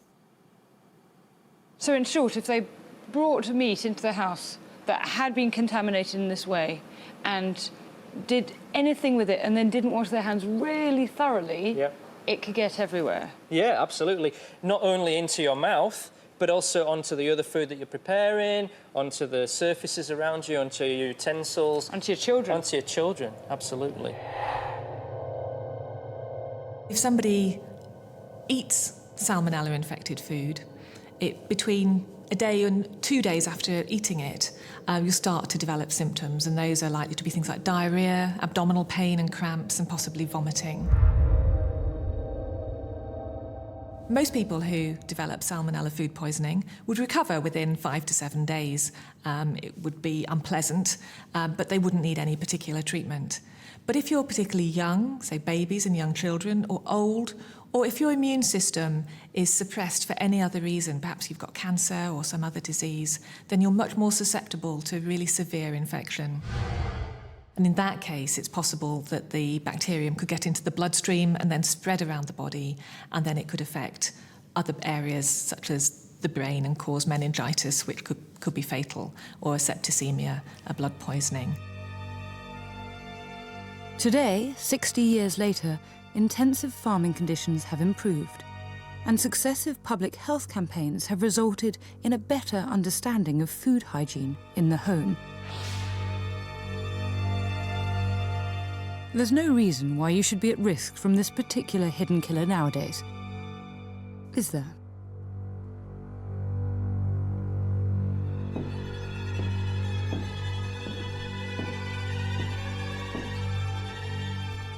I'm off to find our next hidden killer in the bathroom.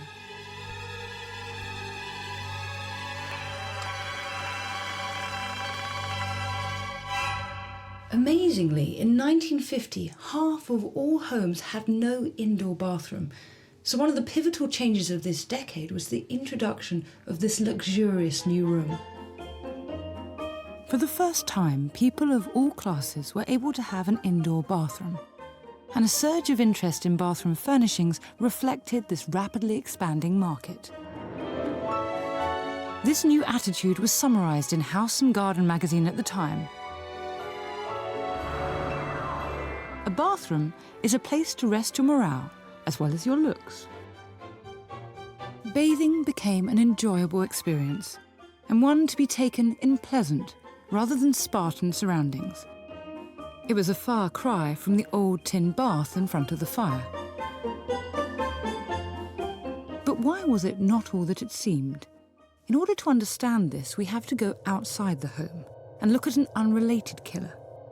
Air pollution was responsible for an unforgettable event in the early 50s, which led to a major change in how our homes were heated. We've always had environmental pollution, but it particularly became important in December of 1952, when we had the Great Smog in London. It was said that you couldn't see your feet because the smog was so thick. And it would have been not like the sort of fog that we all understand. It would have been a thick, yellowy brown, smelly, horrible sort of fog. It would make it be very difficult for you to breathe. And the egg smell is from sulfur dioxide, which would combine with water to form sulfuric acid. The rise in deaths was greater than in the worst week of the cholera epidemic in 1866. Records show that about 4,000 people died from the smog, although more recently calculations made that up to 12,000, and about 100,000 became ill because of it. This nightmarish episode produced more civilian casualties in Britain than any single event of the entire Second World War, and was the catalyst for replacing coal fires in the home. And here's the rub. It'd been a very cold winter, and there was lots of snow on the ground, and so people were burning coal in their homes to try to keep warm. But the weather conditions at the time meant that there was an anticyclone, and that pushed air back down towards the earth, and so the smoke was trapped. Legislation was introduced to prevent the murderous coal fumes, and a virtual ban on the open coal fire in hundreds of thousands of houses in big industrial areas can be ordered by local councils. As homes became less reliant on coal fires, gas appliances were introduced, and into the bathroom came gas boilers and heaters.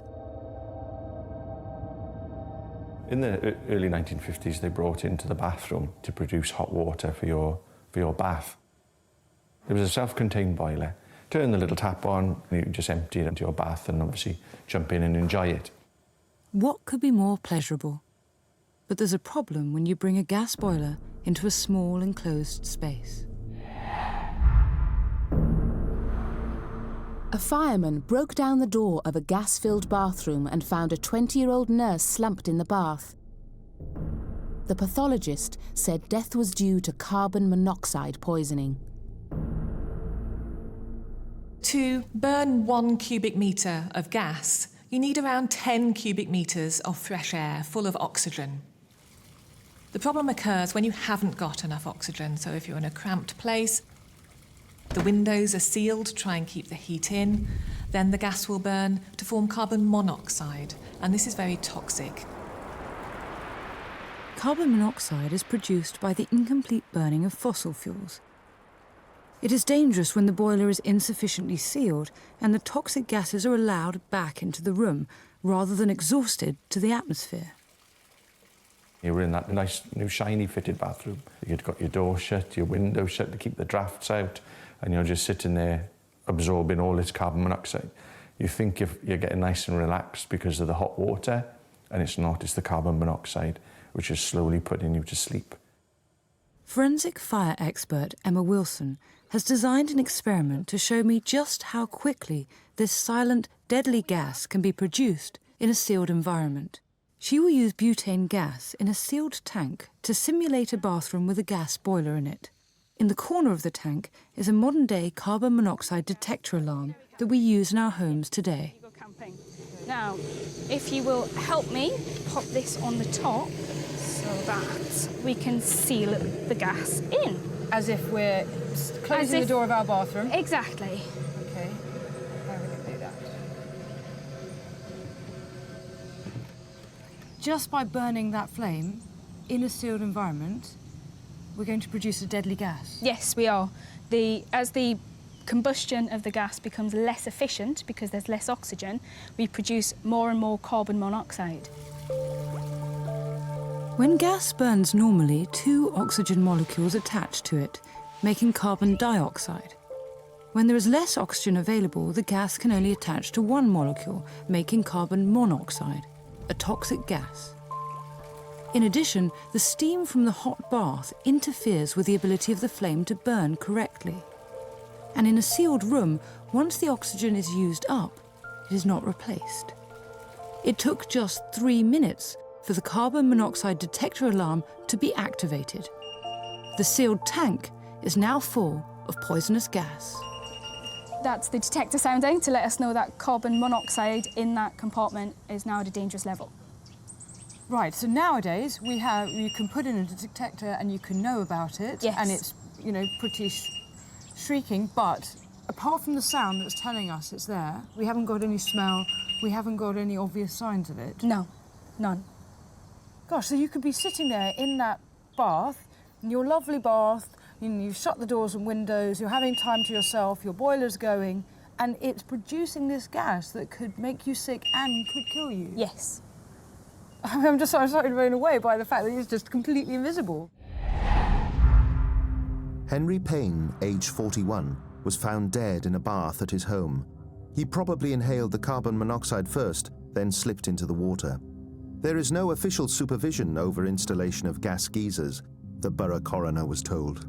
When it's inhaled, our hemoglobin, which is the substance in the blood that carries oxygen from our lungs to all of our tissues where it's needed, the affinity for carbon monoxide is over 200 times more than the affinity for oxygen, which is what that hemoglobin should be carrying.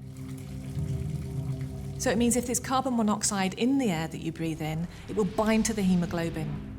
When that hemoglobin passes round to the tissues, it doesn't release any oxygen present, and it doesn't release the carbon monoxide. And so your tissues start to be starved of oxygen.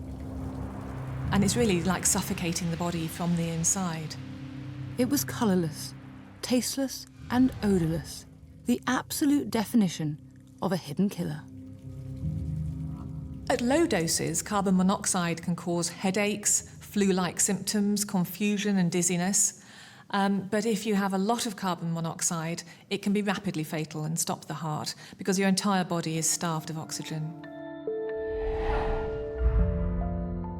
The heating apparatus in the bathroom was criticised at a Dundee inquiry into the death of Peter Moran, aged 25, who was found dead by his father. Police surgeon Dr. Dorwood said, "The method of heating water for a bathroom is a very dangerous one because of the bad vent." Over the decades, gas appliances have improved, and it is understood that if they are incorrectly installed or not regularly serviced, there can be fatal consequences. Still today, legislation only governs landlords. Homeowners themselves are responsible for keeping their houses safe from this toxic gas. Gas-safe regulations cover the installation of boilers in bathrooms, but even so, there are still around 4,000 cases of carbon monoxide poisoning and 40 deaths every year in Britain. My school friend was one of them.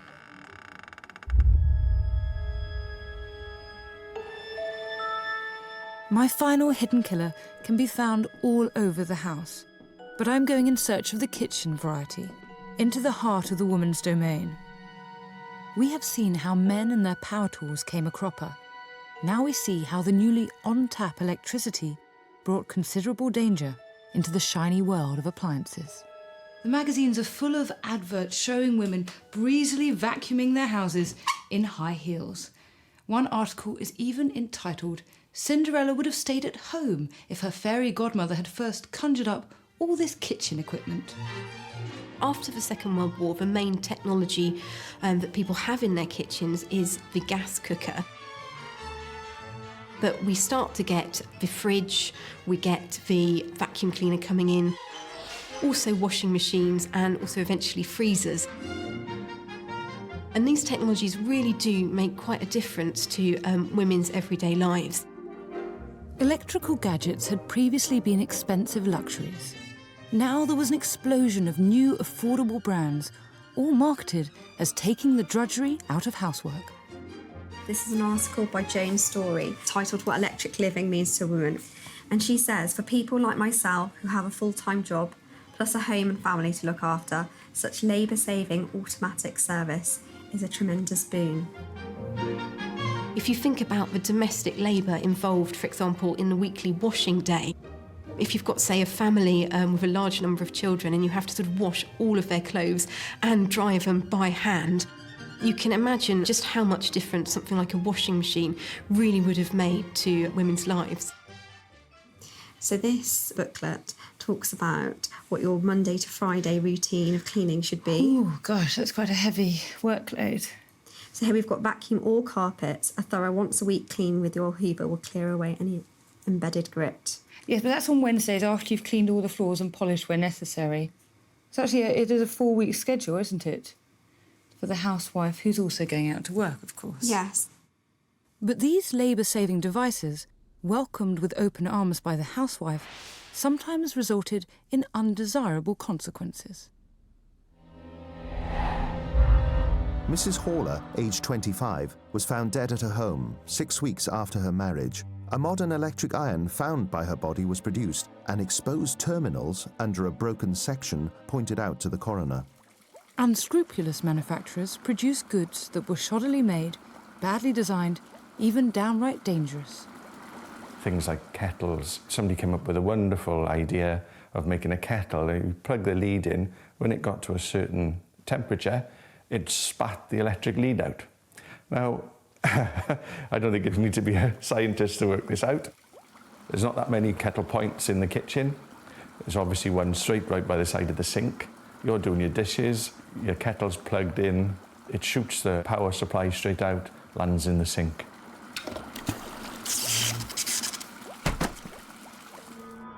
People often didn't really understand electricity or their appliances, which led to some horrendous accidents.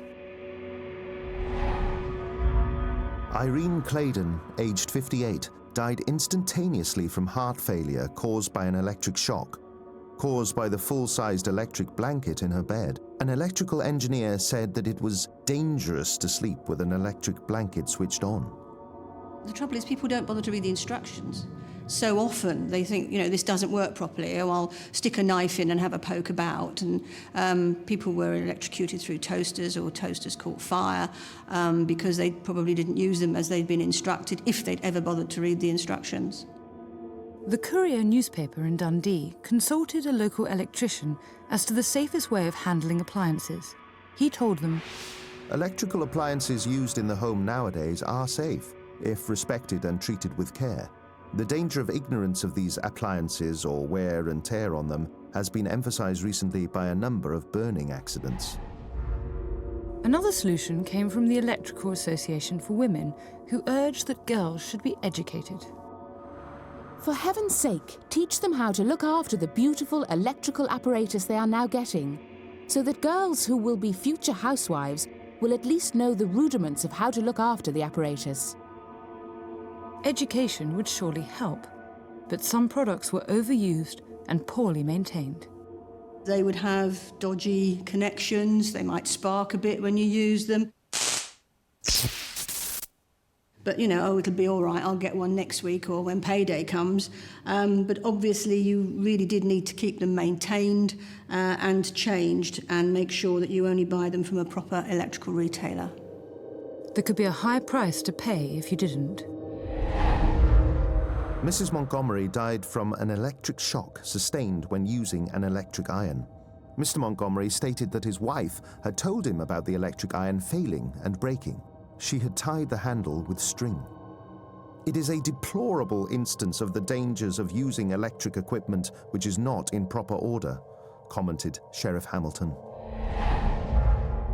The Electrical Trades Union reported that some of these accidents could have been prevented had there been some control over the manufacture of appliances and enforcement of the regulations. In October 1954, in a debate in the House of Lords on safety in the home, Lord Crook complained of the constant sale of very cheap electrical goods the use of which is not always understood by the purchaser. Lord Mancroft, though, felt the government had done what it could, and that the final responsibility rests with the individual, the person in the home. Consumers, though, had had enough. They decided that they needed more information in order to look after their own interests. Which magazine was set up in 1957 to provide an independent review of products for consumers. By the time this one was published in 1959, the Consumers Association which produced it had 150,000 members. And this represents a sense that nowadays it wasn't enough to trust manufacturers' claims. Not everything could be taken at face value, and consumers needed someone on their side. Consumer power had its roots in the post-war era and continues today. The post-war years were a period of affluence, euphoria and optimism that led to unprecedented experimentation and development in science and technology. And the home was the crucible of the changes. Such innovation made great breakthroughs in the lives of the post-war generation, but also brought profound and invisible dangers. As consumers became more aware and began to stand up for themselves, manufacturers were increasingly called to account. But such was the faith in science to solve the problems of the future that many of the killers remained undetected for decades. At least we've identified them today. But who knows what we've missed?